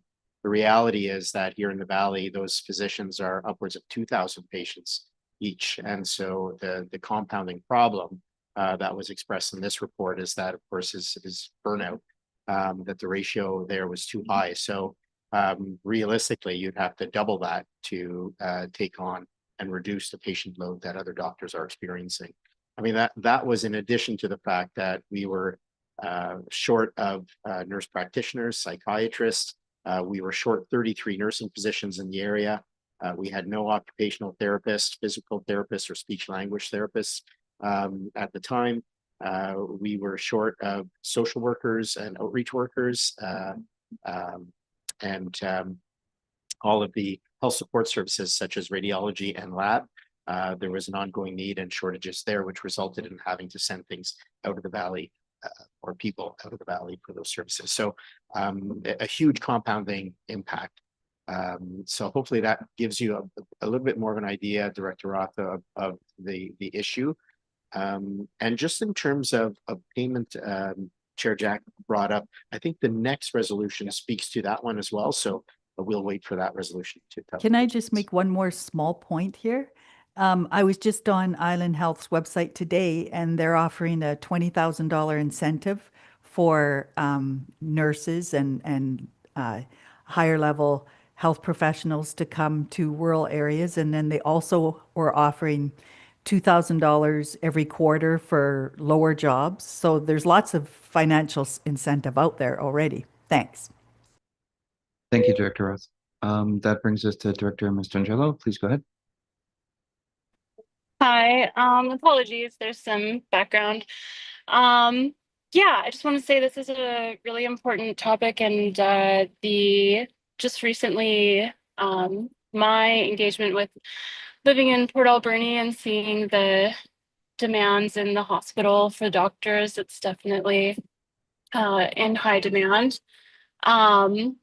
There's one, I know we're speaking about a couple things, but how doctors do business isn't always up to them, and it's a lot of, and so just when I hear some of the conversation happening, it's a lot of the protocols, policies, and procedures are made up by collective groups, which I'm sure that's aware, but just wanted to mention that because I know when I was looking into becoming a doctor, there were a lot of parameters that changed around the time when I was going to school, and learning how the system works and how policies and procedures go when you're practicing medicine, it just isn't always up to the doctors. So there's a lot of things that are that put parameters up, or that put kind of walls up to doctors making decisions and choices other than where they live, more about how they practice and how they can practice. So I just wanted to mention that. Thank you. So the alternative motion for therefore be resolved would state that the Union of BC Municipalities request the province of British Columbia to convene a formal table that includes representatives from the UBCM, First Nations, local government, healthcare professionals, and post-secondary institutions to collaboratively redesign the Career Life Connections program. And be it further resolved that this restructured program integrate a 2,000-hour paid practicum designed to place students in rural communities, providing hands-on experience and financial support, and address workforce shortages in rural areas. So this is an alternative. What we might want to do is eliminate the, and this is just a second alternative that I'm thinking on the original motion, rather than have it say expand the Career Life Connections program to include a 2,000-hour paid practicum, to expand or establish programs specifically designed to place students in rural communities, so that we're agnostic as to what the program is, but rather have something that's designed to place students in rural communities. Could be a 2,000-hour extension of the Connections program, or it could be something else. But then it's making it less about a specific solution that may not fit, and just allows for us to go, you need to think about more doctors and more doctors choosing rural communities. And when I say doctors, I mean primary care physicians, right? So they're at the front lines. So the original motion, not the one that's on the screen now, but the one that's in your package, expand or erase everything after expand all the way to practicum. So it would be to expand or establish programs specifically designed to place students in rural communities, provide hands-on experience and financial support. So that would just be an easy mix, and then we don't have to specifically talk about a program, and then we might get too far into the weeds on that. Dr. Steer? Yeah, I don't think I need to comment. It seemed I was just going to comment exactly as you did. It was much too prescriptive, and that if we're asking to form the program to make comment on, that was much too prescriptive on the 2,000 hour paid. And once again, I will refer to, because the BC Rural Health Network has done extensive work on exactly this. There's a tremendous amount, and I can forward all that work there because it's addressing many of the concerns that are coming up in these resolutions that we happen to do in a very regional level here. The BC Rural Health Network is looking at all rural areas throughout the province. I will say a bit of a focus in the north, but a lot of what we're talking about right here is aligning with exactly the types of submissions that they brought forward to government already. So our resolution would be a little more general because it would just presuppose that there are other organizations or thoughts on what the specific solution should be. And it's probably better those solutions be sought by the experts, and we just want them to focus on rural and more primary care. Yeah, exactly. Yeah. Okay.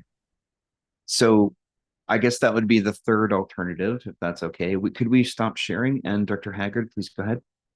Thank you. I was just on a call with Island Health, and part of the discussion was they're having a lot of success with agency nurses because they're sent out to rural areas and they fall in love with the location and they decide to stay. So that is exactly fulfilling what is happening right now. But you have to get them here in order to get them to stay here. For more than 30 hours. Yeah. Okay, so could we have okay, we'll pass the motions as they're after we go through and review each of them. The third and final one in this package is number 3, strengthening rural healthcare through scope-based compensation models. So whereas staffing shortages in rural communities across British Columbia have led to primary care providers assuming broader scopes of responsibilities, often performing multiple roles to ensure comprehensive patient care. And whereas existing monetary incentives for primary care providers in British Columbia do not adequately reflect the expanded scope of responsibilities required in rural settings, contributing to recruitment and retention challenges, therefore be it resolved that the Union of BC Municipalities advocate for the provincial government to implement a pay structure and incentive model that directly aligns with the scope of responsibilities undertaken by primary care providers in rural areas, ensuring fair compensation that supports workforce sustainability and quality healthcare access. This is exactly what I was talking about. So that's probably why I was talking about it, is that I've read this and I just ported it over to the discussion on item 2. I think incentives do matter. And I think what we need means that we should be paying them to equal out the opportunities that they may be giving up if they don't go into some sort of specialization or take a job in an urban area. So I think I like this quite a bit because it's open enough that we're not prescribing what the amount should be and so on and so forth. Dr. Steer, please go ahead. Yeah, thank you. And I would agree with our Chair Jack on that. One of the things that I do want to talk about is, as we know, that there are a variety of compensation models that are being proposed, and many of them align rural as well as in urban settings. And once again, it has a lot to do with the administrative work that is needed to be done by those primary care physicians. They are having to create their own businesses. As you know, there's examples out there now, such as Colwood, where municipalities are taking on that administrative role and then having doctors as employees. So there's a variety of compensation models that are out there, and what is best fit for each and one of those individuals, I don't want to be prescriptive enough about, but we certainly know that we need to look at the compensation models for physicians. So I'm okay with the resolution, and I would tighten it up a bit more, but that's okay, as long as the primary thing is that we need to look at those variety of ways to compensate those, specifically in our case, rural physicians, to incentivize them to be in these locations. Does that mean we should change anything in the resolution or just make note of it? Yeah, you're still unmuted, so you can talk. Yeah, once again, I didn't have enough time to really, because I'm also working right now. I didn't have enough time to really go through how I would like to shape that a bit more, but I think the intent is captured in it, generally speaking. And once again, when we do these UBCM resolutions, what I'm often looking for is that it's not just so much regionally focused, that we're looking at a provincial wide. This is where we'll get more of a buy-in, as we know from the provincial government. And so I was trying to read through to make sure that that was encompassing. And I think there's a lot in here that fits for rural as well as urban in terms of that compensation model. So anyways, I don't have a direct answer there, Chair Jack, other than to think that I'm okay with it as it stands in terms of the therefore be it resolved component of it. And I think I'm okay at this point, unless, and I see Daniel handing over a piece of paper. Maybe there's an alternative resolution that he was going to bring forward to us. I think what Daniel had suggested is that everything after the comma in rural areas in the last therefore be it resolved. So we would just delete ensuring fair compensation that supports workplace sustainability and quality healthcare access, just so that we're keeping it simple. So that might address it. I don't know. Yeah, just get away from the wordiness. Yeah, exactly. Just brevity, as we know, is often, and I think that would be fair. Okay, Dr. Mastrangelo. Thanks. Just a question. When we state rural areas, are we like, my experience with the area of Port Alberni and the hospital there is that it's really hard to get into emergency. But there are doctors in rural areas, like there is one in Ucluelet and there are some in Tofino. But so I'm just wondering if we're classifying Port Alberni as a rural area because it's in high demand, or maybe areas that are also not rural but in really high demand of new infrastructure or increase of doctors is also what we're trying to achieve. I think there's an art to it, because I think if you have doctors' offices throughout Port Alberni that are operating that are not the hospital, then that would help the hospital, right? So I would say that Port Alberni could qualify under this, but I'm biased. But the ideal would be that we're looking for more primary care physicians to keep people out of emergency rooms for things that should fall under primary care, because then that lightens the load, but also creates a wider net of more comprehensive primary care, because your ER doctor doesn't necessarily have the same memory of a relationship between you and the doctor that you might have in a doctor's office through primary care. And so I don't think we have to worry about that in this particular item, but I think this is more focused on getting primary care physicians into rural communities, which would be in a clinic-based approach rather than putting more in an ER, right? So I think that's part of it. Dr. Siga, go ahead. Thank you. Yeah, I had exactly the same thought as Director Mastrangelo. So,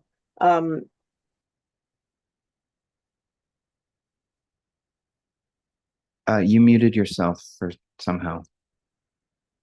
how did I do that? Okay, sorry about that.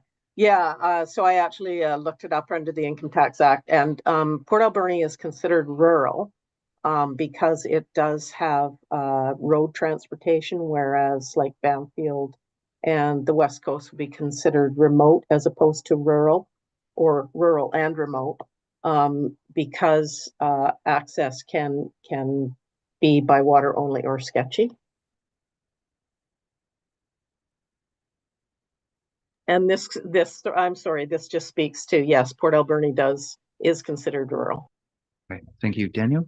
And just echoing that, to reduce verbiage, we went with rural because it does encapsulate everything that we are to its largest extent. And again, this was bounced off of those physicians that are here in the Alberni Valley. So I think the language there was okay. The alternative was remote and rural, but there again, to Tom's point, it starts really getting verbally rich. Rural is also good language in terms of most of BC, in terms of terrain is considered rural, and there's like, when we look at the urban nodes, there aren't very many. When we talk rural, there is a lot. And so the intent here through BCM is to try and get as much provincial support for these models as possible. Okay, so those are the three. I would suggest that we go with the modifications to the last two. The last two of the motions. So that had been proposed by, I think, myself and Daniel. But we go with the alternative, the one that was posted by Janice for the first resolution. Do we want to have acceptance of these three resolutions all as one motion, or do we want to do it separately? Just given that they're modified, we might want to do them individually. Okay, so on the first motion, Janice, if you can put the first motion up again. And we'll do a 5 to 10 minute break after this item, just because I have to go to the washroom and I assume everyone could use the reset. So the first motion has this wording in it. So I'll just read the changed part. Therefore, be it resolved that the Union of BC Municipalities urge the province of British Columbia to convene a formal table that includes representatives from the UBCM, First Nations communities, local governments, healthcare professionals to collaboratively design a framework for enabling local decision-making in rural areas. And be it further resolved that this table ensure local government, First Nations communities, and local healthcare professionals have a structured decision-making role in shaping healthcare strategies, workforce planning, and service delivery models that address the unique challenges of their rural communities. Do we have support for this motion? Would anyone like to move that? Thank you, Dr. Steer, seconded by Dr. Siga. Any further comments? Seeing none, all those in favor? All opposed? Motion carried. Thank you. And then the second motion is the one that's in your package with one slight change. It's that be it resolved that the Union of British Columbia Municipalities request the province of British Columbia to expand or establish a program specifically designed to place students in rural communities, providing hands-on experience and financial support. And be it further resolved that this program, so erase practicum, that this program be developed in partnership with municipalities, Indigenous communities, educational institutions, and local industries to address workforce shortages and foster long-term economic sustainability in rural areas. So would you like to move that, Director Siga? Thank you for the acceptance of that. Seconded by Director Haggard. Any further comments? Seeing none, all those in favor? All opposed? Motion carried. And then the third motion that we would submit is as such. Therefore, be it resolved that the Union of BC Municipalities advocate for the provincial government to implement a pay structure and incentive model that directly aligns with the scope of responsibilities undertaken by primary care providers in rural areas, period. Director Steer, would you like to move that? Yep. Seconded by Director Haggard. Any further comments? Seeing none, all those in favor? The motion carried. Thank you. Mr. Chair, before we break, I'd just like to thank staff for working with the group of doctors and bringing these solutions forward to the board. Thank you very much. Absolutely. Thank you so much. Okay, Director Steer, before. Oh, put his hand down. Yeah. Go ahead. Thank you. Yeah, through the chair. Yeah, are we, I didn't know if you wanted to break now or finish off a bit of discussion on the topic. There was just a comment in the summary of the report that was associated with these resolutions that Daniel had submitted. Did you want to take a break or did you want to finish off where? Well, let's finish that off first. I think I can hold it for a bit longer. Go ahead, Daniel. Do you want to speak to it? Thanks, Tom.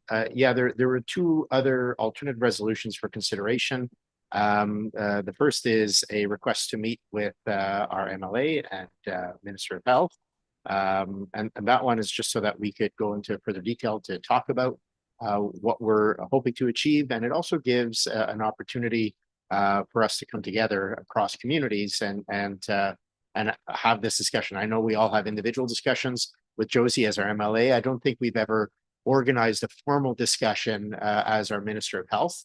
And I'm sure that it would be a better, more productive, longer meeting than 15 minutes during your BCM. And so that would be one resolution. The second, I'll just speak to both right away. That was flagged is that it was noted as we drafted these resolutions that actually the physician master agreement, the PMA, is actually up for renegotiation this year. And when we talk about compensation in rural areas, this is the table where the Doctors of BC is at the table negotiating this. And so one of the recommendations that was made to me is to ask the board if we could write a letter to the Doctors of BC asking that something along these lines be considered as they bargain these rural compensation. And so what we would do on that one is draft the letter and either bring it back to the board for approval or simply draft it, have our chair review it and approve it prior to sending it to the Doctors of BC. And then there's an further add that goes with that. And of course, it's whether or not after sending these to UBCM, these resolutions, whether we want to ask that other regional districts, the other 26 in the province, endorse where we're going, just to get that advanced cognition of the resolution prior to UBCM in September. And so those were the two additional ones that were up for consideration. Dr. Steer? Yes, thank you through the chair. And speaking to the first potential resolution to invite our MLA, I think it's a great idea. Maybe in the format, the less formal committee of the whole, maybe that appropriate format, certainly before UBCM, because there may be some discussions as our MLA, and then of course as our minister, as Daniel correctly pointed out, 15 minutes, our speed dating in those is generally not enough to bring forward those. So I very much support that, and I'll look to the board to see if the committee of the whole would be the appropriate venue. It strikes me as that would be. And then in regards to the second one, absolutely, and I'd be comfortable with having that letter drafted, reviewed by the chair, and I very much would support having out to the 26 regional districts, because once again, when we go to UBCM and we have a united front coming to the province, as opposed to very individualized regional kind of conversations, it has much more impact. That has been relayed to me by our MLA for sure. So I would very much support as much support we can have from the 26 regional districts in terms of bringing these forward. Thank you. Director Steer, would you just like to make a motion to adopt all three of those actions? I would like to move all three of those actions. Okay. I think there were recommendations in the briefing notes, so we can just alternative resolution 1 and 2 and include that we CC the regional districts. Yeah, okay. And I'll second that motion. Thank you, Director Haggard. Any further comments? Could we also CC Island Health on this letter as well? Okay, thank you for that. Yeah, I don't see a problem with that. Any further comments? Yes, go ahead, Director Steer. Yeah, my own, and it's not a concern per se, Director Haggard, in terms of just specifically CCing Island Health. When we're looking at all 26 regional districts, we're also going to be looking at those health authorities that would be the responsible areas in there. So if we're going to do one, we do all, or maybe not necessarily do the one. So unless there's a real good reason, and specifically for Island Health, because once again, I'm looking at this in a much broader context than very specifically to our region. I know it is important, but when we go up to UBCM, it's a much larger context. I'm fine to withdraw that. All right, thank you, Director Haggard. Okay, so with that, seeing no further comments, all those in favor of the recommended motions? All opposed? The motion carried. Thank you. Okay, so that concludes item A under item 8. So that brings us to a quick break for say 5 minutes. We'll be back at 20 after. Yeah, thanks everyone.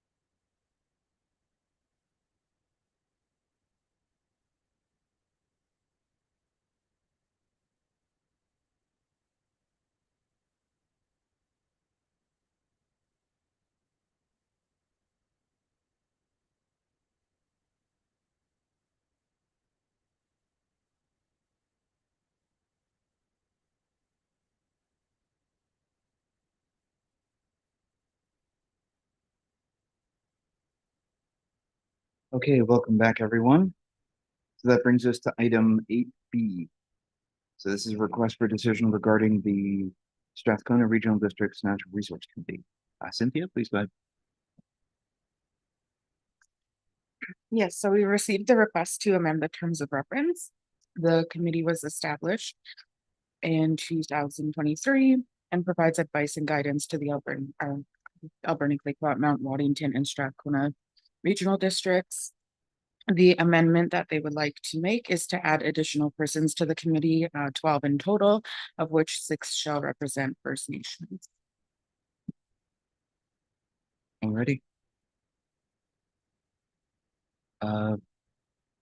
Generally speaking, I'm in support of having First Nation involvement, so I'm just looking for a motion to adopt the committee terms of reference. Director Haggard, go ahead. I'd like to move that the Alberni Clayoquot Regional District Board of Directors adopt the amended Strathcona Regional District's Natural Resources Committee terms of reference. You do have seconder. Thank you, Director Cote. Any further comments? Go ahead, Director Sparrow. I was going to call you Mike. I'm like, no. It's all good. So it's just okay. I want to tell the directors, but as you as of the board right now, and Thomas will alternate, how many more members are going to come from this board, and how would you fit in with, I'm trying to get in? I think the problem had been getting people to show up, so I don't know where the 6 are coming from. I think it's an additional 2 from each of the 3 regional districts, but I can't remember. And I don't have it up in front of me. Do we know exactly where the other 6 are coming from? It could be that those are just the alternates for the 6 First Nations as well. But so we'll see clarity on that. So our board was have still you as a director and Thomas, Director Steer as the alternate. So our voice on the board would be less because are we going to get some representatives from this area in this 12 we're putting forward? Yeah, I think the First Nations that'll be involved will be from representatives of First Nations from each of the regional districts. So I don't know what that'll look like exactly, but yeah, technically it would, but I think we're all on the same page, and I think it's just convening more voices saying the same thing. I think. Yeah. Say again. Go ahead. As long as our voices don't diminish in size, so we still have the same amount of volume on the board as it would. Yeah. Okay. Thank you. Yeah, I think I'm still the vice chair there. So I think we're still in good shape when it comes to our voices. Really, I think we're just bringing in more individuals to make our volume higher when we're talking about the Natural Resources Committee's deliberations. So I think we'll be okay. Okay, with that, any further comments? Seeing none, all those in favor? All opposed? A motion carried. Okay, so that brings us to item C, which is a contract renewal for Beaver Creek, T-Shot, Hupatchisitt for curbside collection. Yeah, Shane, please go ahead. Thank you. So this is a request for decision for the renewal of the electoral area E, Beaver Creek, T-Shot, and Hupatchisitt First Nation residential curbside collection services with Nicklin Waste Disposal for a 3-year term. So currently, Nicklin provides bi-weekly collection to these areas and has provided satisfactory service over their current term. This collection contract supports a contract that we have with Recycle BC for the collection of in-scope packaging and associated recycled paper. The option to renew was included in the initially issued RFP, which was issued back in 2022, and I'm happy to answer any questions. Thank you. Any comments or questions? Dr. Roth, please go ahead. Thank you. I don't have a problem making this motion. I support it, but I don't want to speak for T-Shot First Nation and Hupatchisitt First Nation. Like, how do we know if they approve? I do as Beaver Creek because it's a really inexpensive service, a good service, but I'm just not comfortable making it for all 3.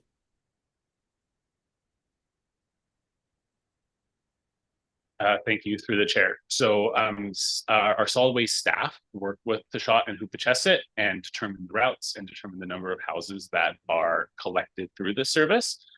We do have the right through the contract if they request to have no service or less service to a certain number of houses to do so. But the ACRD is the one that does hold the final contract with Nicklin. So how do we know that? Well, I just don't want to speak for anyone other than Beaver Creek.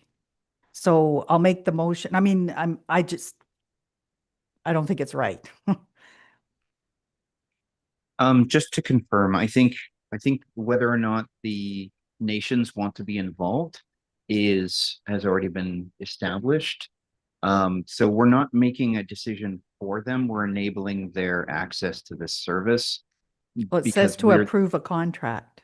Yeah, so the contract is between the ACRD and Nicklin, not Sure. to Shot and Nicklin, not Hupatchison and Nicklin. It's between the ACRD and Nicklin. Because But we have an Tishat and arrangement. Hupatchesset are not part of the regional district. I'm just arguing this only because I want to do it right. I mean, Yeah, and we have a service agreement between Hupatchison and Tishat that's bilateral between the ACRD and those two nations. So like if you think about this, there's two separate kind of chains. One chain is between the service provider and the ACRD, and then the other one is an agreement between the two nations and the ACRD. And so we have that agreement already in place with the ACRD, but now this is a decision to approve the contract for the services that are provided to Beaver Creek and Tishat and Hupatchison. And it's not speaking for them because that's already decided in the service agreement between the nations and us. This is just the contract that okay, for the services. Yeah. which to me is the most important part is the contract. And when I looked up the cost for Beaver Creek was somewhere between $8,000 and $9,000 a year. So it's really low considering there's about 1,350 somewhere around there between 13 and 1,400 properties that benefit from this. So I can see that all three areas or three, we're all contributing. So, I mean, I've got no problem speaking for Beaver Creek and to make it, yeah. Okay, thank you. Shane? And just in terms of cost, this is heavily subsidized through Recycle BC, which is why that cost is quite low, which again is the agreement that the ACRD holds directly with Recycle BC. Yep. Yeah, it's really good. And a lot of people use it. So should I come back to you for the motion, Director Ross? Sure, And we'll have sure. the We'll comments from the others? see what, yeah, sure. That would be good. Okay. Director Boyko and then Director Cote. Thank you, Chair. My question is just regarding apportionment. So it's heavily subsidized, but who puts into it besides Beaver Creek? Thank you. Thank you. So it is just Beaver Creek currently. Our service agreement between both nations is just to provide that service. But when I say heavily subsidized, the cost is extremely minimal for that service. Exact numbers I can't pull off the top of my head, but it would not be necessarily material in any way to costing to the taxpayer. So just a follow-up. So the First Nations put nothing in, but Beaver Creek does, and then the BC government puts in. Just to clarify. Thank you. Yeah. So the BC government, for all intents and purposes, is increasing the subsidy for the First Nations. And I think that's just a part of some agreement that they have. Or a general one. Okay, Director Cote, please go ahead.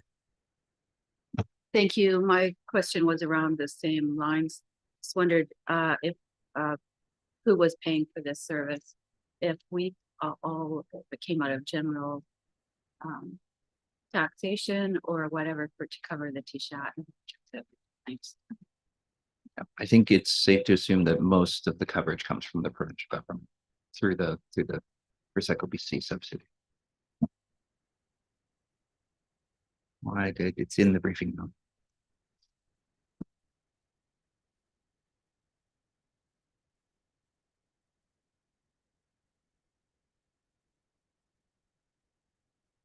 Shane, do you know the exact proportion?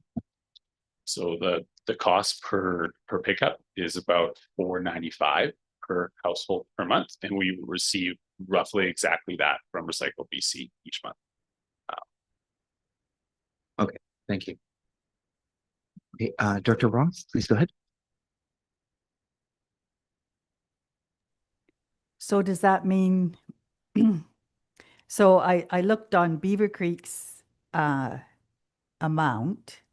So that $8,000 or $9,000 we pay per year, then what is that for if it's, zeroes out with the $495 cost? That cost would be offset as a grant revenue that comes through from Recycle BC payments in the Beaver Creek budget.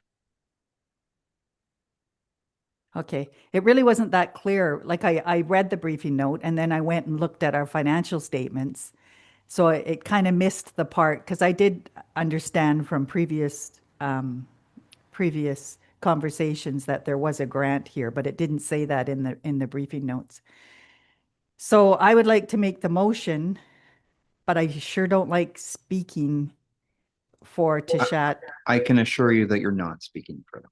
Well, in a sense I am. And it is a contractual thing, but I don't want anybody to miss out on this. So I'll move that the Alberni-Clayoquot Regional District Board of Directors approve a contract renewal for Electoral Area E, Beaver Creek, Tishat First Nation and Hoopachesset First Nation residential curbside collection service with Nicklin Waste Disposal in the amount of $92,129.40, excluding GST, per year on a 3-year term commencing July 1st, 2025, and authorize the CAO to negotiate and execute the contract renewal on behalf of the ACRD. Thank you. Seconded by Director Siga. Yeah. Okay. Okay, any further comments?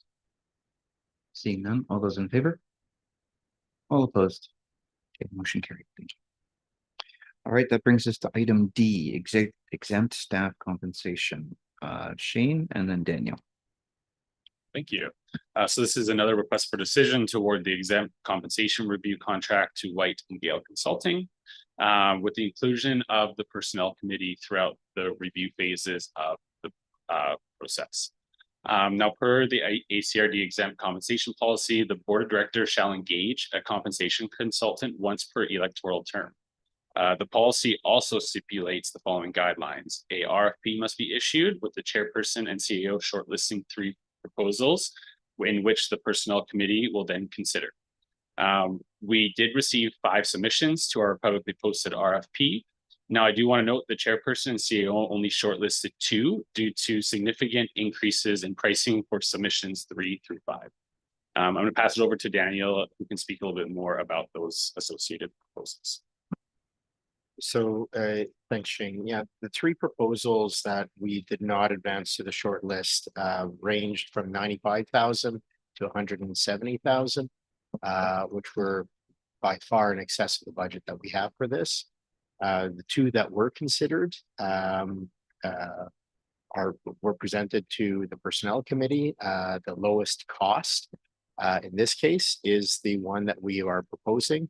And of course, the risk that was associated with the submission that we are not recommending is that it was in US dollars and is a US company. Some of the references that were made were with regards to local state laws and whatnot. So we felt that it didn't really hit the mark in terms of Canadian province.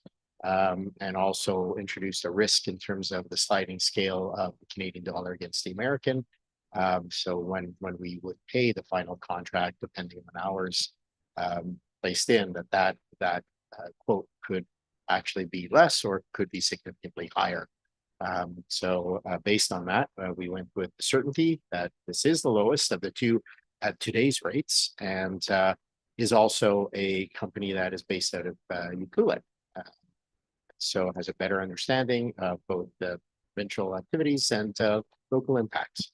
But also flagged that the company we're recommending made some good, I think, contextual points of reference, citing not only local government, but also not-for-profits, just saying, like, put this in context of community. So we thought that they would do a good job of this review.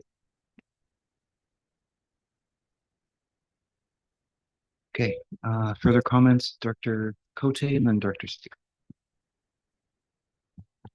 Thank you. I'm just going to move the recommendation that the Alberni-Clayoquot Regional District Board of Directors award the exempt staff compensation review contract to White and Gale Consulting in the amount of $23,010 excluding GST, and authorize the CAO to negotiate and execute the contract on behalf of the ACRD.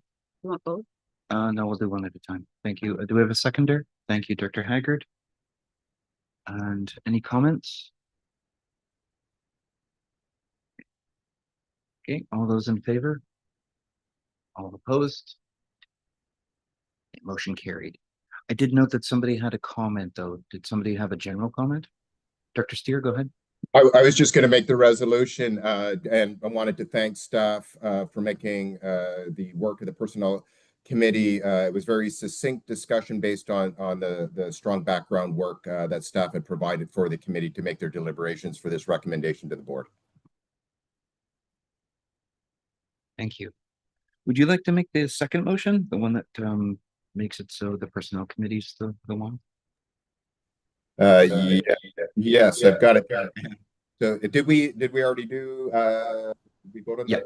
Yeah, Okay, we did the great. first one. Thank you. That the Alberni Clayoquot Regional District Board of Directors approve the contract work plan reference to the CAO and board chair be updated to the personnel committee. Thank you. And seconded by Director Beckett. So that just makes sure that we're referencing the personnel committee rather than the board chair and the CAO. Okay, so all those in favor? All opposed? Motion carried. Thank you. Alrighty, so that brings us to item E. I think we're hitting the grant applications now. Yeah, we are. Grant application for building energy assessment for the AV fire. Please go ahead, Shane. Thank you. So I will preface this with saying that we have 7 individual grant applications coming up, all of which are going to be going to the local government infrastructure planning grant program, if approved. Each of which will provide up to $10,000 towards each of our identified projects. Staff have elected to recommend the approval of each application independently to increase our likelihood of being successful if we do apply. So the first one we're looking at is to support the building energy efficiency audit on the Beaver Creek Fire Hall and the Bishop and Lakeshore Sprout Lake Fire Halls. As supported by our greenhouse gas emission tracking project, which was funded through the local government climate action program, energy audits have been recommended for these buildings, and we feel this funding would be a great tie-in to complete these audits. I do want to note, per the second paragraph in the summary section, the recommended submissions should read 7 and not 3. So our apologies on that, and we're happy to answer any questions.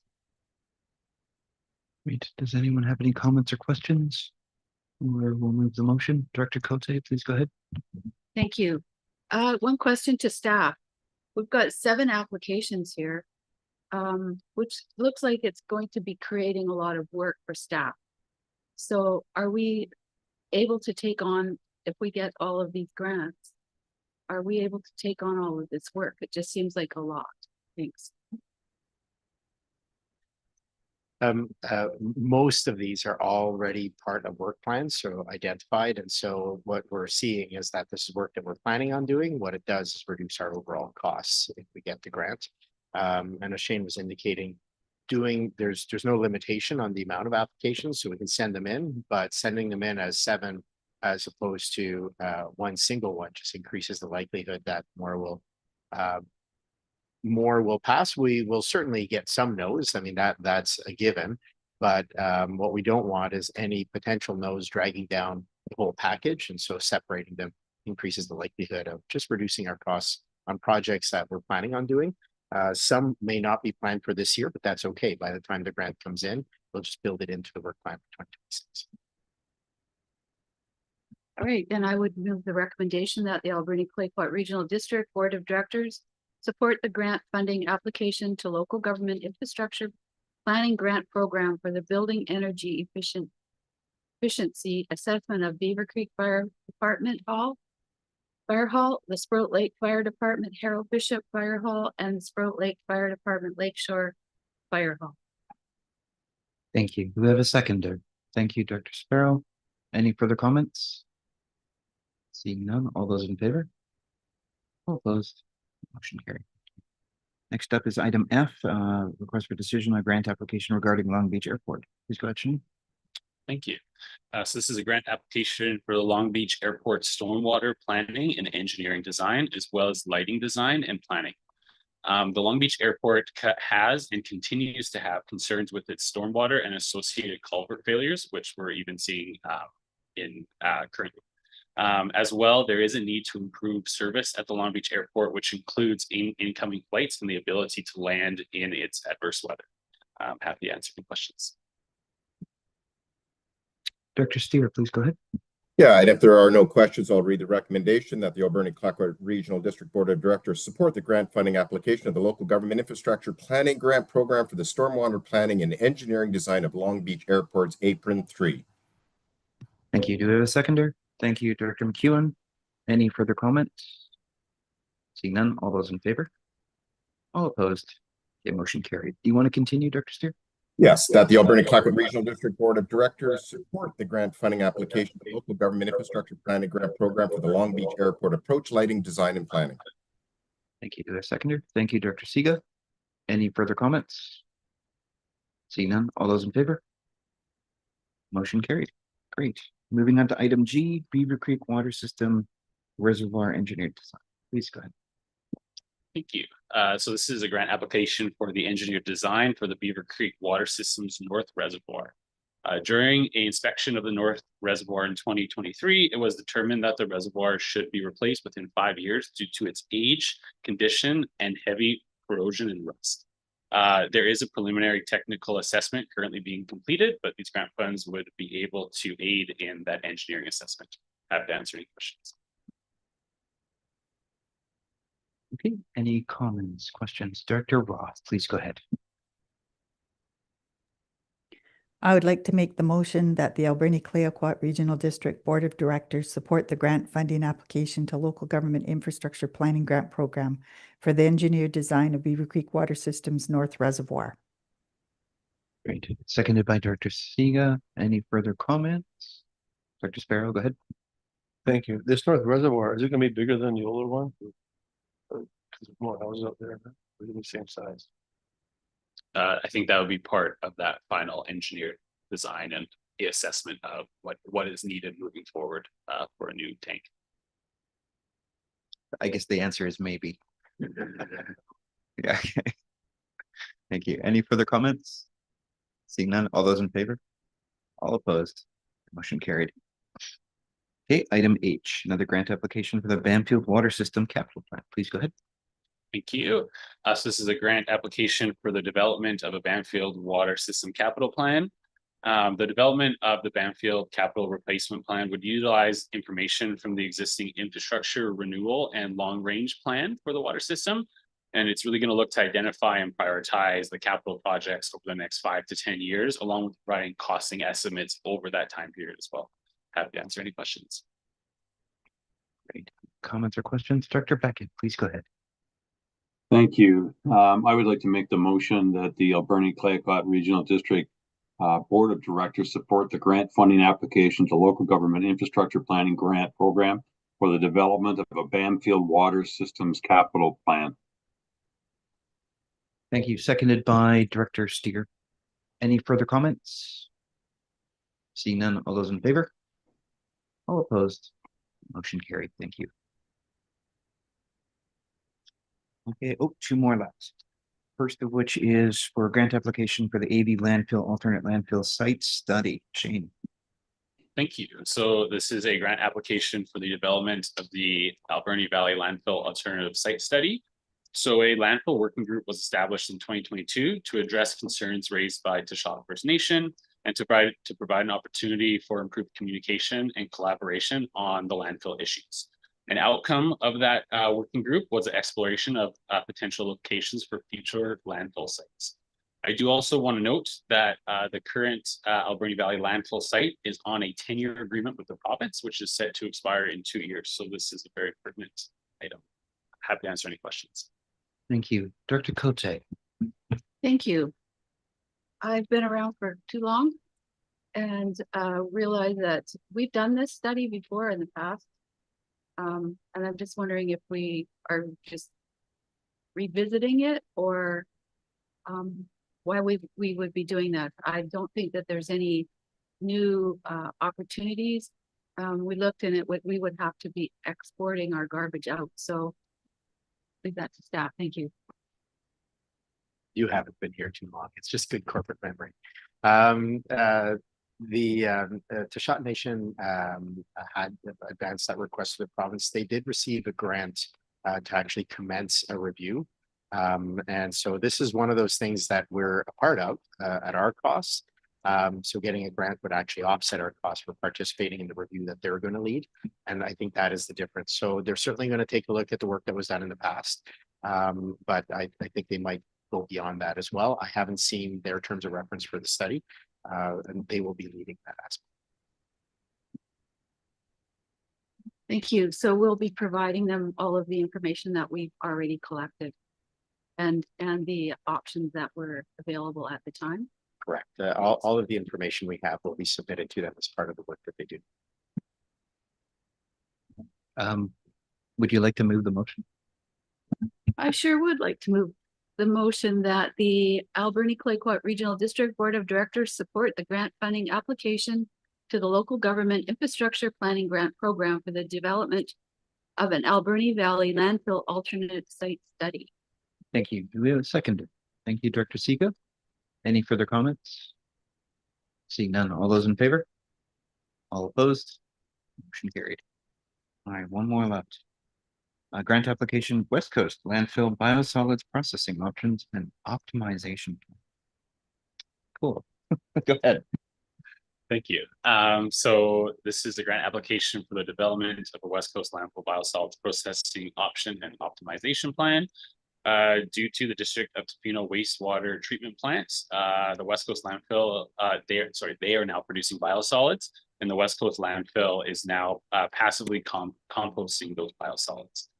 This plan would aim to assess various other methods and options to maximize efficiency and to also meet regulatory requirements at that landfill for processing biosolids, ensuring long-term sustainability and servicing of those biosolids for the community. And I'm happy to answer any questions. Thank you. Dr. Steer. Yes, if there are no questions, I'd like to move that the Alberni-Clayoquot Regional District Board of Directors support the grant funding application to the Local Government Infrastructure Planning Grant Program for the development of a West Coast landfill biosolids processing options and optimization plan. Thank you. Seconded by Director McEwen. Okay. Any further comments? Other than questions about the science that aren't relevant, I will hold off. But yeah, all those in favor? All opposed? Okay, motion carried. Thank you. Here, Jack, we can talk about that offline. Oh yeah, like nerds. Director Cote, go ahead. Thank you. Is this plan, would this be something like we have in the Alberni Valley landfill? Do we have anything like that here? Thank you. I don't believe we have anything like that here. And if you'll recall, when we did the expansion of the West Coast landfill, we coordinated that effort exactly as labor costs, steel costs, and concrete costs are going through the roof. So we had to pivot on that one. We adjusted the size of the work to stay on budget and completed that work. Now, that said, looking at how we process the biosolids, because at the time, Tofino had not completed their new liquid waste processing. Now that all that is in place, it's an opportunity for us to look at future phases of that landfill and put some maybe renewed science as opposed to using the assumptions we had prior to the first expansion. I would like for staff to bring something forward that we can see. We used to have a land or garbage, whatever, landfill committee that were given updates on as to what the process was and what was happening. It was quite interesting, but now I feel like I'm not informed. Thank you. Would you like to make that a motion? I would like to make that a motion. So how would you like me to put it? That we have a update on landfills, or? And I recommend that maybe we provide a biannual update, because we have once a year, we have an annual report. And so maybe not waiting 12 months for an update. Maybe we do it twice a year, have a 6-month check-in, provide an update on where we're at, and then have the annual report. So it'd be 2 opportunities to sort of as Chair Jack says, to geek out on the science and look at the numbers. What he said, but shave it down. Thanks. We'll depend on Cynthia for making it accessible at that point, but so moved. Dr. Steer, would you like to second that? Yeah, and I mean, the only thing I wanted to add to maybe that I will second it is that with the solid waste management plan, we have a working committee, as you know, and there's lots of good information that comes forward from there with a lot of work that's been done in this context. Great, thank you very much for mentioning that. Okay, any further comments? Seeing none, all those in favor? All opposed? Motion carried. Thank you. Okay, so that finally brings us to planning matters. So I'll remind everyone that planning matters are voted on by the electoral area directors present, but First Nations and municipalities count for quorum, so please don't disappear. Item 9.1A is DBA 25005 River Island. Alex, please go ahead. Thank you so much. This is the application that relates to the delegation that we heard at the start of the meeting. So the development variance would be for a property located on Burlow Island, as you've heard, in the Banfield Harbor. The variance relates to a partially constructed 900 square foot single family dwelling that was cited incorrectly on the property. A previous development variance was issued in 2022, but the cabin siting does not comply with that approved variance, and the new variance that the applicants applied for would allow for the existing siting of the structure, which, as a reminder, is 6.4 meters or 21 feet from the front yard and 3 meters or 10 feet side yard. Now, the board considered this application a first time on May 14th, where the board resolved to proceed with the public input process following a recommendation to do so from Banfield APC and from staff. Notices were mailed out and delivered following that board meeting, and there were 3 letters of opposition that had been received from the public. Those are included in the package you have here today, and the applicant has also submitted a letter with some additional information and pictures of the site as well. That's also included in the package. Just a reminder that this was noted previously, but the applicants have provided an updated report from the geotechnical engineer confirming that the siting of the structure is safe, and that would be included in a new development permit if the variance proceeds. And again, if the variance proceeds, the applicants will also need to provide an updated report from a professional biologist confirming that there's no impact on the riparian area.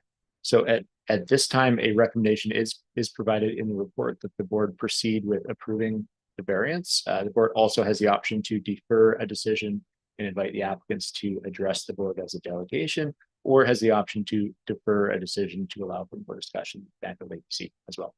Happy to answer any questions. Thank you. Dr. Beckett, please go ahead. Thank you.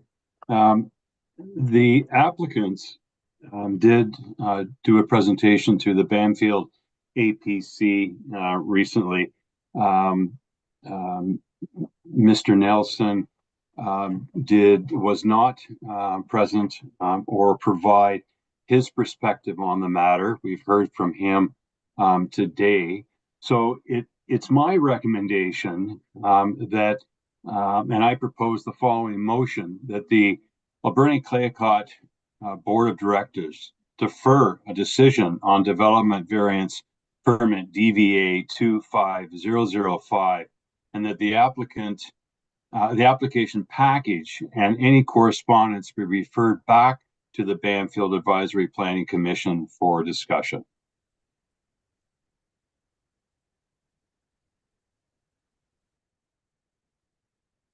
Thank you for that. Do we have a seconder? Thank you, Dr. Cote. And further comments, Dr. Siga? Hi, thank you. Yes, I was quite willing to second the motion as well, but yeah, I take to heart the point that all eyes are on this decision. And we have so many cases of people asking for forgiveness and not following the rules, and what kind of tipped this one as being a case in point were the pictures of the foreshore disruption. And yeah, I think we have to really consider where we're going with, like, if we've got these regulations and then we're constantly asking to change them, yeah, there has to be a point at which we draw the line in the sand. Thank you. Thank you, Director Siga, Director Boyko, and then Director Cote. Thank you, Chair. I have similar considerations regarding asking for forgiveness rather than doing it properly right off the start. But I have a question. How was this problem diagnosed in the first place? And how did we wait so long and actually build the building, put a roof on it, and Tyvek it and frame it and everything else, but it was on inside as well? How did we get so far before we found out there was a problem? Usually you check dimensions and you're putting it in the foundation. So I'm just curious about how that happened, but asking for forgiveness after a problem when Elliott neighbors are following the rules is problematic in Beaufort as well. We have a couple instances of that as well. So there is a common problem here, and our decisions do affect lots of people that are following the rules and people that get caught and now have to fix it. Thank you. Thank you for that. Alex, did you want to take that? Yeah, happy to answer that through the chair. Thank you, Director Boyko. So the requirement to get a BC land surveyor site certificate done is for any building that is sited within 20 feet of a required setback. Our building bylaw requires that you obtain the BCLS, bring the back on site to confirm that the footings are in the right spot prior to concrete pour. And so that is the typical process. Now, the onus is on the applicants to phone the building inspector for inspections, and where the building inspector completed inspections in this case, the requirement for the site survey was included as a requirement of the building permit. And what had happened is it appears the applicants just proceeded without having the confirmation from the BCLS, which is not necessarily uncommon in the rural areas, as it's hard to organize the surveyors to come on site at the right time. But given the recommendation from staff is always that before once the footings are set, before the concrete's poured, you want to get the surveyor on site to confirm it's in the right spot. That is a requirement of the building bylaw that we have at the ACRD, and ultimately it's a condition of the building permit. So occupancy, we're not able to issue occupancy on a building that does not comply with all the conditions of the building permit. This being one. So that's where we ended up now. Once we had the survey that identified there was an issue with the siting, we engaged with the property owners on the method to remedy that, and that's the development variance process. Thank you. Director Cote, please go ahead. Thank you. What it all boils down to really is that the property owner is responsible for any kind of mistakes or any whatever. They are held responsible. It's not the person that comes in and puts the builder or whoever. So this does fall back onto the property owner. And I just wanted to question to staff that a lot of the time a building plan will come in and it'll have that this plan may vary so many feet or something or percentage. Could that be thought of that could be a way to move things on your property? Thanks. I think that's an option in updating the bylaws as well. So that might be something that's covered off in the OCP process or other bylaw reviews. I think that's definitely an option, though. We shouldn't forget about it. So, and that could be something that each of the different electoral areas adopt for themselves. Maybe different percentages depending on the type of community too, right? Yeah, Director Siga and then Director Sparrow. Thank you. Yeah, I'm just, if I can through the chair ask Alex, is there a checklist where like a builder and owner can check and just make sure that they've, crossed their T's and dotted their I's before they go ahead and, put the shovels in the ground, etc. And are signatures of those people required on those checklists? Thank you. Alex? Yes, thank you. That's a great question, Director Siga. Thank you for that. So the building permit application the front page of the application form has a detailed checklist of everything you need to obtain the building permit. On there, it will note that a BC land surveyor would be required in cases like this. And then once the plan review is completed, the building inspectors will mark up a plan with any of the conditions that are needed or adjustments that are needed. They'll hand that back to the applicant, who will have it on site. And there's also a checklist that's stapled to the front of that plan that lists all of in bullet point form all of the requirements that need to be met as a condition of obtaining the building permit. And the property owner does sign both that form and the building permit as well. So and then on site we rely on the inspection process to make sure all of those conditions are met. So that's the process that we intend to follow. Thank you. So to me, the requirements are quite clear. Absolutely. Dr. Boyko, go ahead. Thank you, Chair. Just to add something, I agree with what Director Cote said. It is on the owner. As someone that has recently built something and gotten permits and talked with building inspectors and surveyors and stuff like that, whenever you get close to property lines, it always gets very touchy. And I actually had to move stuff around and get surveyors here and make sure it was all done. But there's different steps in the permitting and inspection processes. And one of them is foundation right off the bat. And you got to know exactly where you're going before you start pouring concrete. So it's an expensive thing and you want to make sure it's in the right spot. So was a pre-foundation, or what's the word, foundation pre-pour inspection done by the building inspector, and was a after one done as well? Because I think those are both steps that need to be done in the ACRD. And was that detected that there's a problem at that point, or did the builder and owner just say proceed to go ahead with the rest of the framing at that point? Thank you.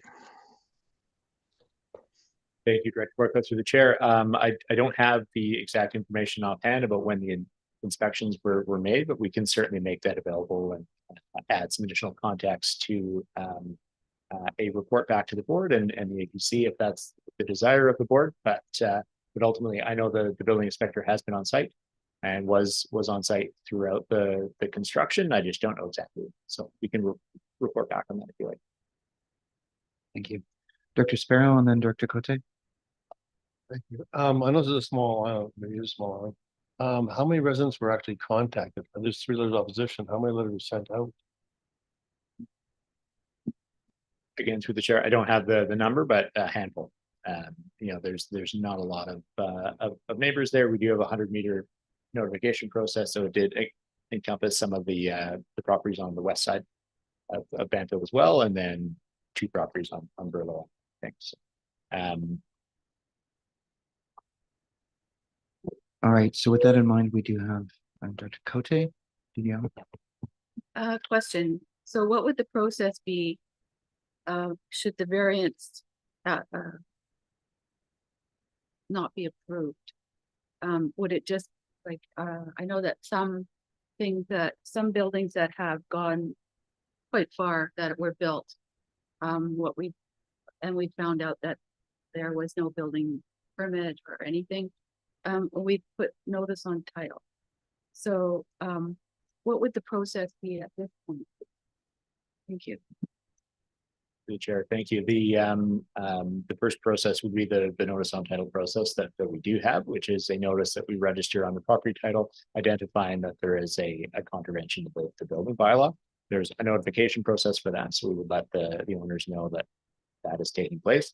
That doesn't necessarily mean that the board doesn't have the option to proceed with additional enforcement of the bylaws as well, and you know that would be a discussion that the staff would have with the board and seek direction on what that looks like. You know, the board has the option to proceed with legal action on any bylaw contravention we have. So happy to answer any more questions on that. I think rather than answering any questions on that, we stick to the agenda item, and then if there any other comments or questions on this specifically, or just general planning matters around DBAs of this nature, then maybe we can have that online or have some other conversation at the director's meeting or committee. So if we can stick to the motion as presented, that would be great. Last comment, Dr. Boyko.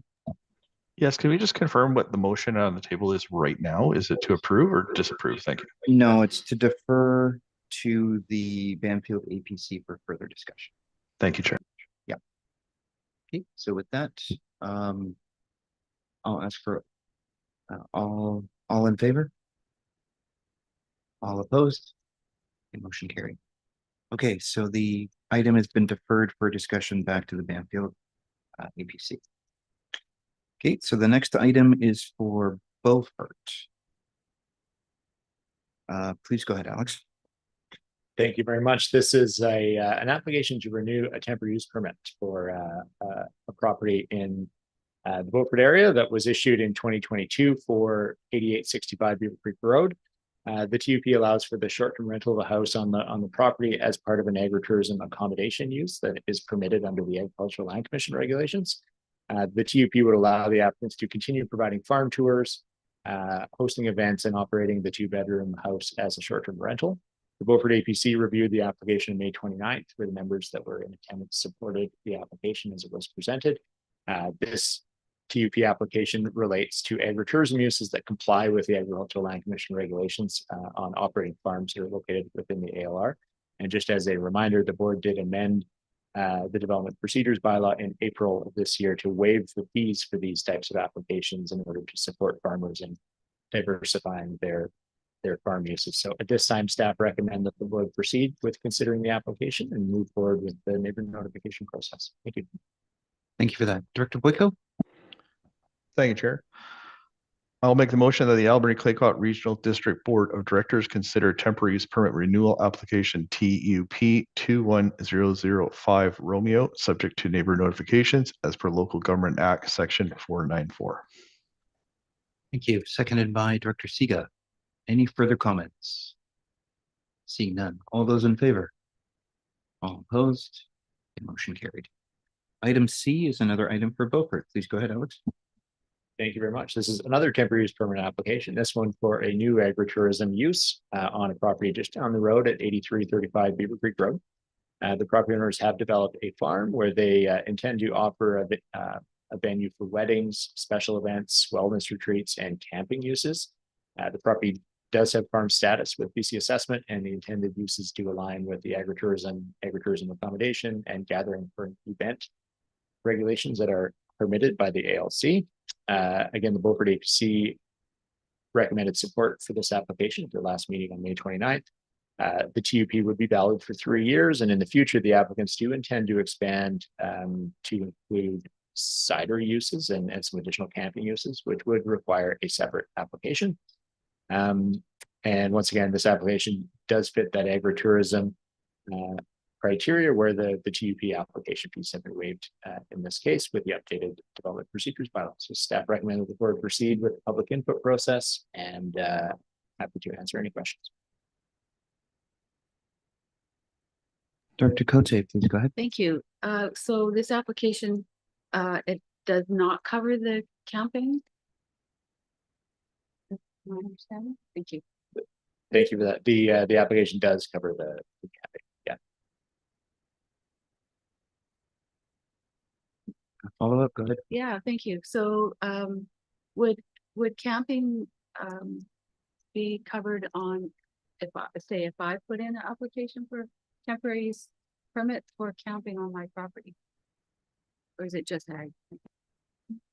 Thank you. I mean, anybody is welcome to make a temporary use permit application to allow for a temporary use. This is specific to agritourism accommodation uses in the ALR, where the Land Commission allows for up to 10 sleeping units on a farm. You know, under set criteria, it has to be an operating farm, has to have farm status, and I think it has to encompass less than 5% of the site. But it does allow for up to 10 sleeping units, which may be 10 bedrooms or 10 campsites or accommodation. Director Siga, go ahead. Thank you. I appreciated the comment that Alec made that it's only 5% of the land use, because when I looked at the plans, it looked like the TUP uses were going to be greater than the agricultural uses. So I might be misreading something on those maps.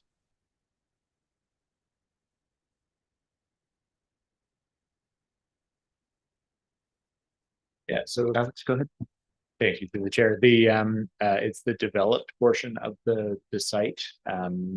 Can't exceed 5% of the lot area, and the land commission has specific regulations on that. We would be relying on the agricultural land commission to review that, but that would be, you know, the site of the campsite itself. It wouldn't encompass the agriculture uses that are included there, like the orchard areas and the market garden and all that sort of stuff.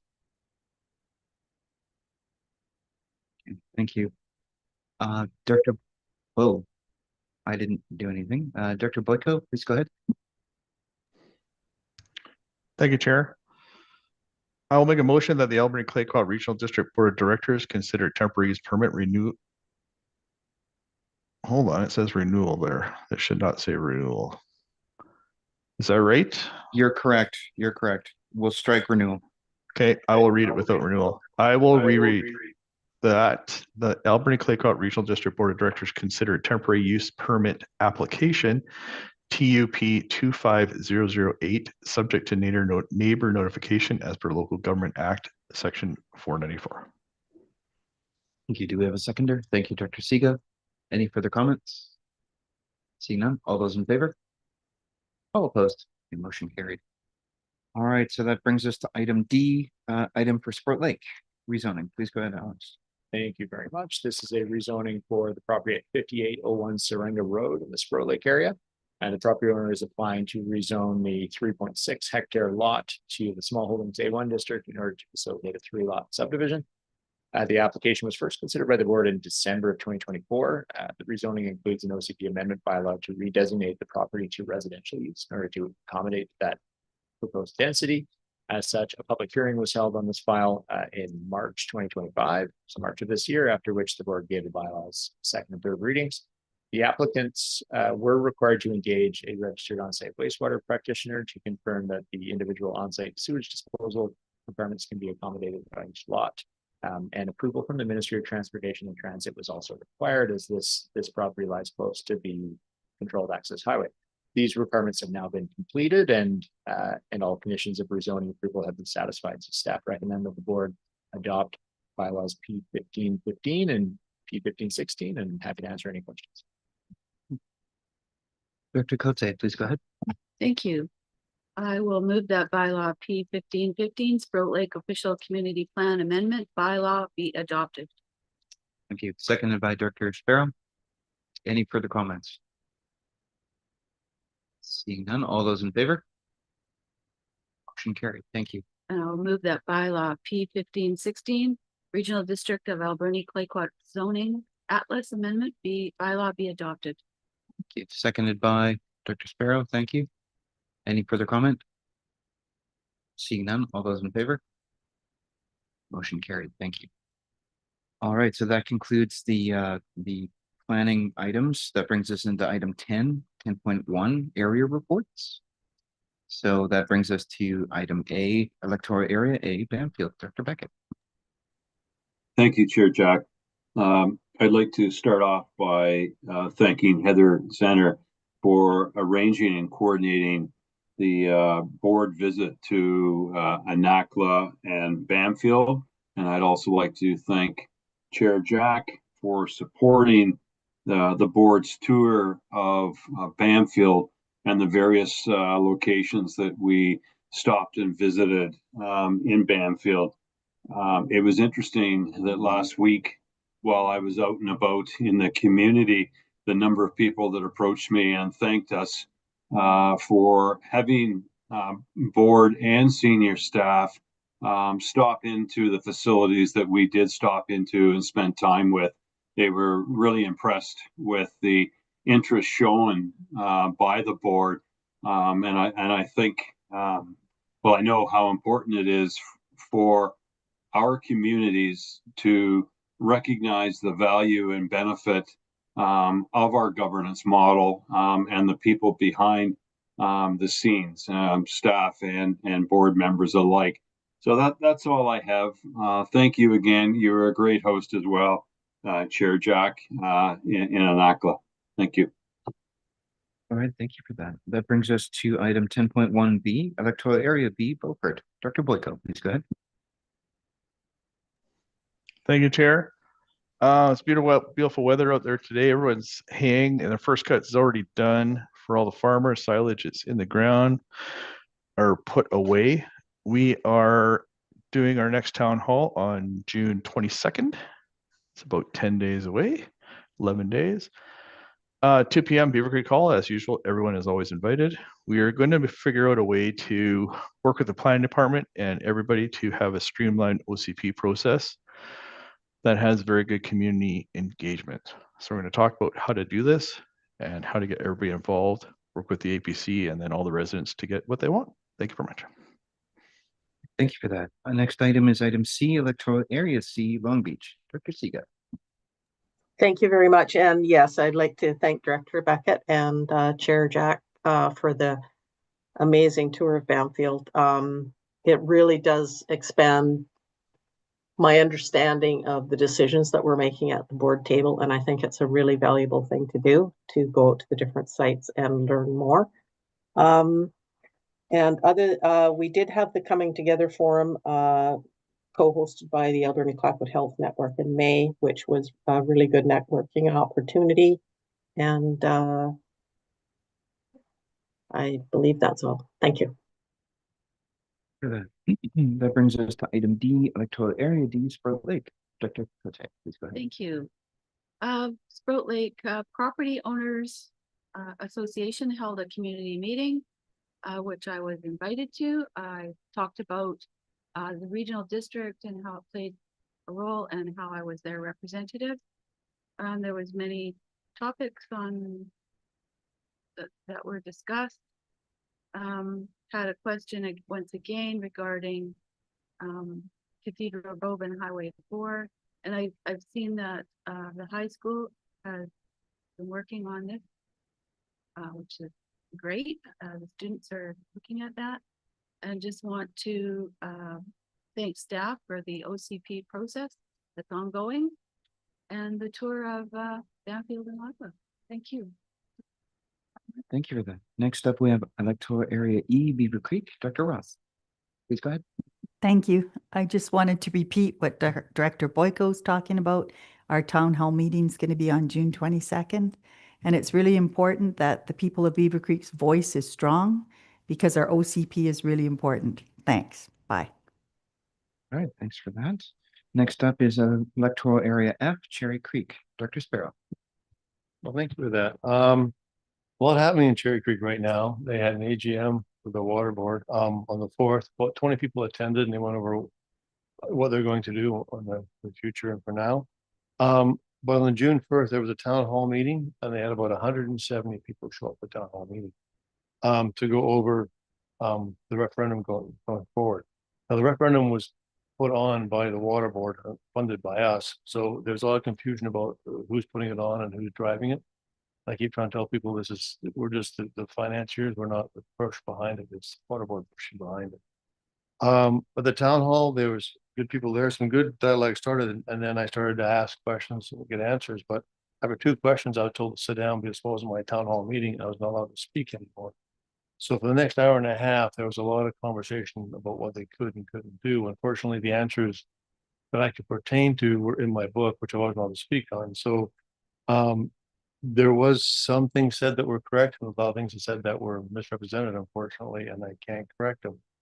So, but I hope that people have enough information going forward that they can make the decisions on this weekend as the referendum vote. And no matter which way they vote, I will stand beside them and I will promote whatever they do. But it's unfortunate that the water board did not hold a town hall meeting. That's what it goes. The other thing I brought up is the ATVs. We have a high danger of forest fires around here now, and there's a lot of ATVs going up and down the area, and they're on the log train trail, even though it's not got an answer back from Mott yet. But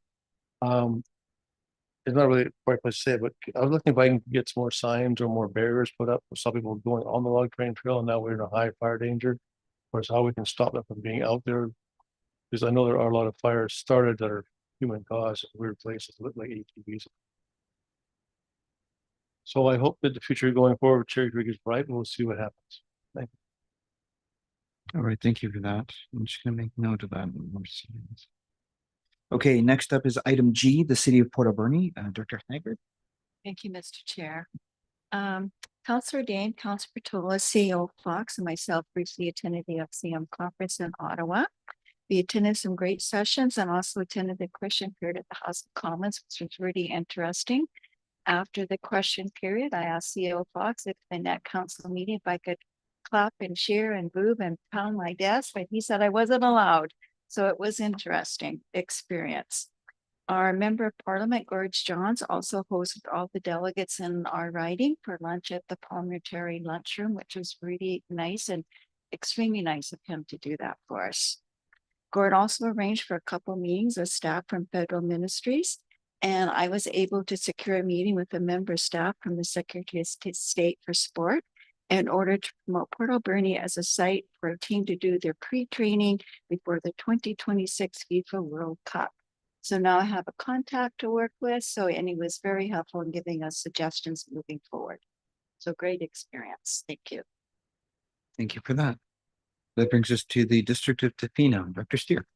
Yeah, thank you through the chair. And I too want to thank Chair Jack and Director Beckett for the warm hospitality in Banfield, and who we had. It was a wonderful experience. And I want to thank Director Beckett and alternate Director Bob for the after hours celebrations of the community of Banfield. You're Bob's a wonderful cook, by the way. So thank you very much for that.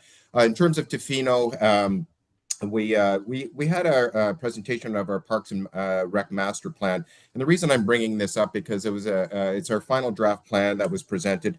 And once again, we make assumptions about the importance of recreation within our communities, and this really reconfirmed, because there's a large public engagement process in there, that community support for the recreation services and the amenities, and they're willing to put their money where their mouth is, because that of course goes through the budget process. And the other piece that I thought was really important, we have a traditional sense of recreation, either sport, and there was really a great emphasis on arts and culture. And something that I hadn't thought about before was a great support for community gardens in terms of those recreation and for physical and mental health. So I really did want to bring that forward to the ACRD for the members here. And then the other, we had our resort development strategy. Once again, we had a presentation that's around our RMI funding, and that was presented by Tourism Tofino. It was an excellent job that went forward. The rest is, as everyone is probably aware, the season is starting in earnest. Tofino is very busy and lots of work to be done. So thank you. Okay, great. Thank you for that. That brings us to the District of Ucluelet, Dr. McEwen. Thank you. I also would like to thank Director Beckett and Chair Jack for the visit to Anakla. I really enjoyed that day. It was a very long day, but it was worth every minute of it. And so thank you for that. And for Ucluelet, we had a presentation last night by Urban Systems on our DCC, Development Cost Charges Bylaw Update. It was last fully updated in 2007 with a minor update in 2016. So definitely requires a good thorough update. So the next step is going out to public engagement on that. And we're holding our by-election on June 28th with an early voting day of June 18th to replace Councillor Kennington, who quit council back in March. So we've got 4 candidates for that position. So that'll be interesting. That's it for me. Thank you for that. That brings us to me. Okay. So the Hewett First Nations. So I think I have 3 updates. So first update is that last week I joined Premier Eby on a trade mission in Japan, and so it was in support of forestry and wood products on the Hewett side, as well as just the regional side as well. We have a showcase of Alberni Valley innovation at the Canadian Pavilion at the World Expo in Osaka, Japan. So the timber tile products are prominently displayed in the pavilion, and we're quite happy to see that. So this is an Alberni Valley effort. It's something that we're really proud of engaging in there. So BC Wood Products, forestry is very important to Hawaiian, but I think important to the region as a whole. Some places more than others, I suppose.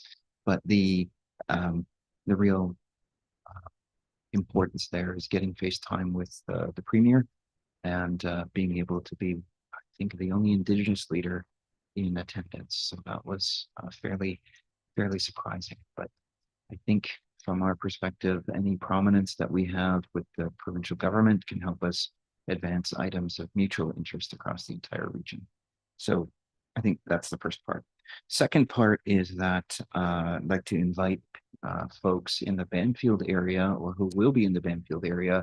Kuwait is hosting a small kind of pre-celebration of the National Indigenous Peoples Day on Friday the 20th. So there will be hamburgers, hot dogs, salmon, that sort of thing down at Pachina Bay Beach. So I think that'll be important. Unfortunately, I thought that was a work day for me, so I am giving a presentation on a panel at a resource conference with Minister Parmar on that day, but others will be in attendance, so that will be great. I thought everything was happening on Saturday. It's just my jet lag break. With that also, and I think we've already covered this invitation, but I'll reiterate it here again, is that on July 26th, we'll be celebrating 25 years of the House of Hawaiian. So we were able to have a meeting and host you at the House of Hawaiian with our new floor and renovated kitchen in regards to the House of Hawaiian. And we're having another celebration, or we're having a celebration for 25 years, and everyone is invited in the Banfield community and beyond, but also directors, if you can make it out, and staff, if you can make it out. That being said, it should be pretty fun, and it'll likely be 10 degrees cooler than so with that being said, that'll be it, and we can move on to the next item.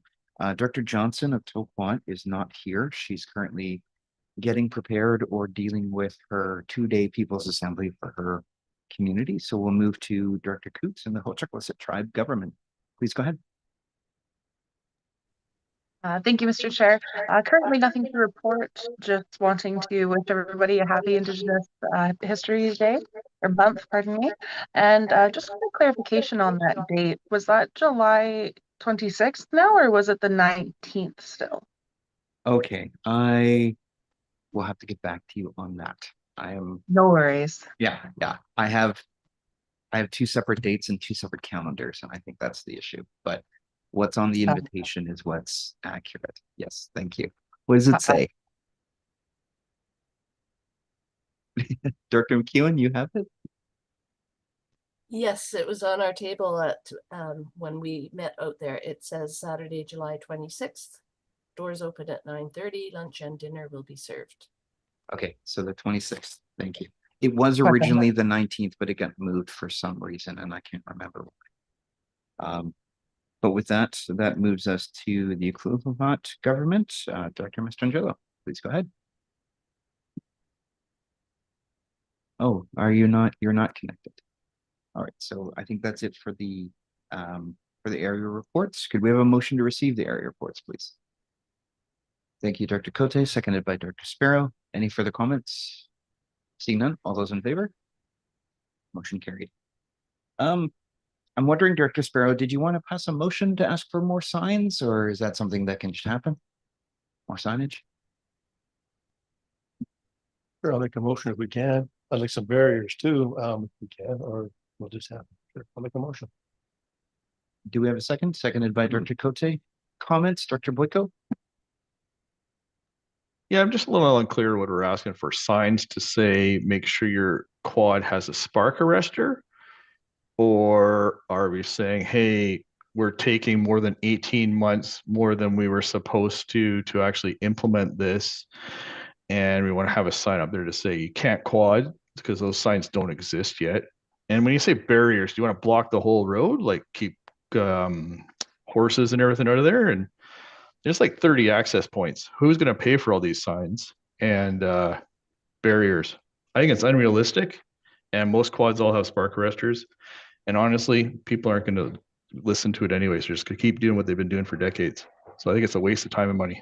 Thank you. Thank you. I wasn't sure about how the whole signage works, so that being said, are there answers to that? I think the signage would be to temporarily suspend, but I'm not sure. What was the intention again? I think the signs right now, especially with the dry weather, we have signs up regarding the dry weather, be careful out there. And there are some barriers that were there that have been moved, but the quads was squeezed in.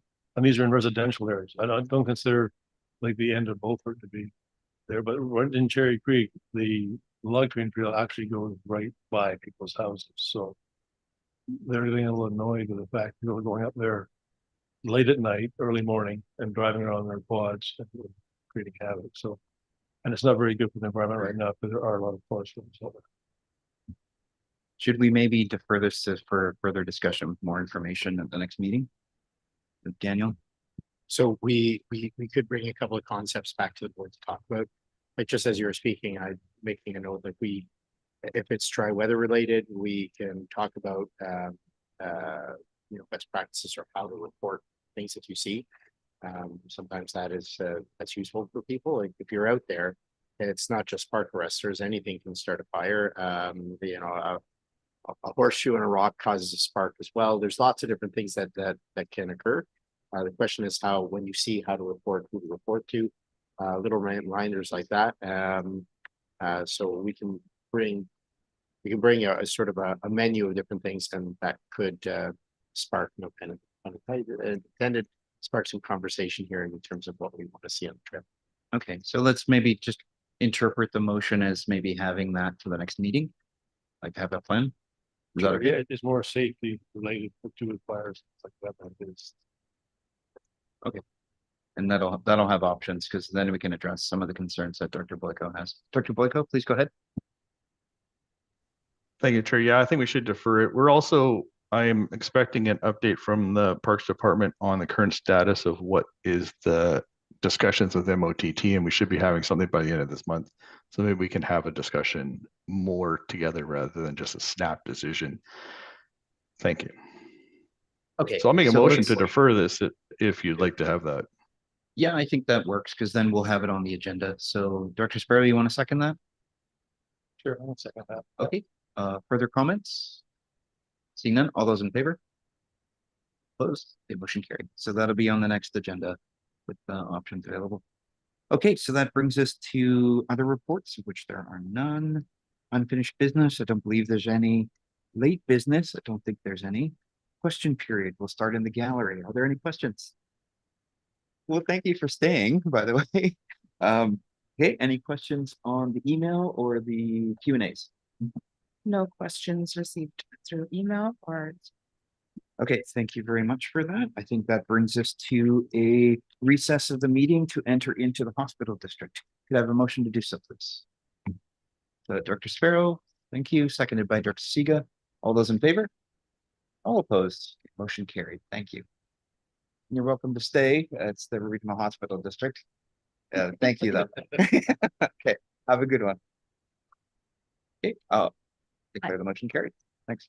I would like to call the June 11th Hospital District Board of Directors meeting to order. I would like to acknowledge we're conducting this meeting on the NCD traditional territories, the Shuswap and the First Nations, and we're grateful for your opportunity to do so. We also have directors calling in from other territories. I would like to also acknowledge those nations and express our gratitude and our respect. We have an agenda in front of us. Is there any additions from directors? Is there any additions from the corporate officer? No addition. Seeing none, could I motion to approve the agenda as presented? Moved by Director Cote, seconded by Dr. Sparrow. All in favor? Any opposed? Motion carried. Any declarations or conflicts of interest? Seeing none, we have minutes from the Board of Directors meeting held on May 14th, 2025. Is any errors or omissions? Seeing none, could I motion that the minutes of the Alberni Clay Park Regional Hospital District Board of Directors held on May 14th, 2025 be adopted? So moved. Moved by Dr. Jett, seconded by Dr. Sparrow. All in favor? Any opposed? Motion carried.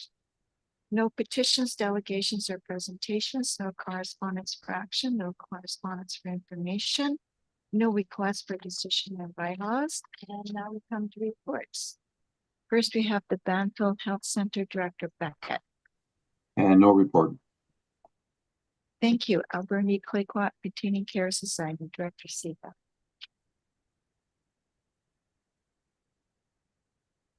I'm sorry, you're muted.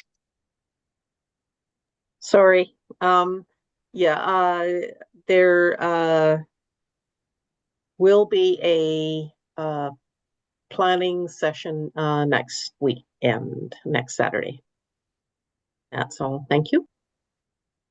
Thank you. West Coast Native Healthcare Society Director. Thank you. No updates at this point. Thank you. Tofino General Hospital Director Steer. Yeah, thank you. And sorry, Chair Haggard, I was trying to get my hand up just in terms of an addition to the agenda, and I can fit it in here. But no report specifically for the Tofino General Hospital. All things considered, we're ramping up for busy season. I did have, and it was on in our last meeting in the minutes under late business.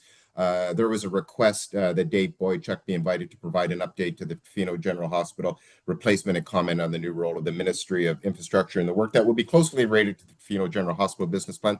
And I was just wondering, and I was going to maybe put it under late business or unfinished business, if that invitation had been sent out and if we had received any feedback from Mr. Boychuk. My apologies, Director Steer. Have we received anything back, CEO?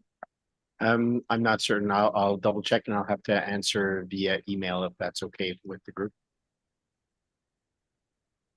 Is that okay with you, Director Steer? Certainly. Yeah, thank you very much. Alberni Quaquat Health Network, Director Cote. Thank you. No report. We have a meeting next week. I don't know if Director Siga has anything to add. No, thank you. Thank you, West Coast General Hospital. Today I did have a telephone meeting with Island Health. It was all representatives from the island, or just Central Island, that were there.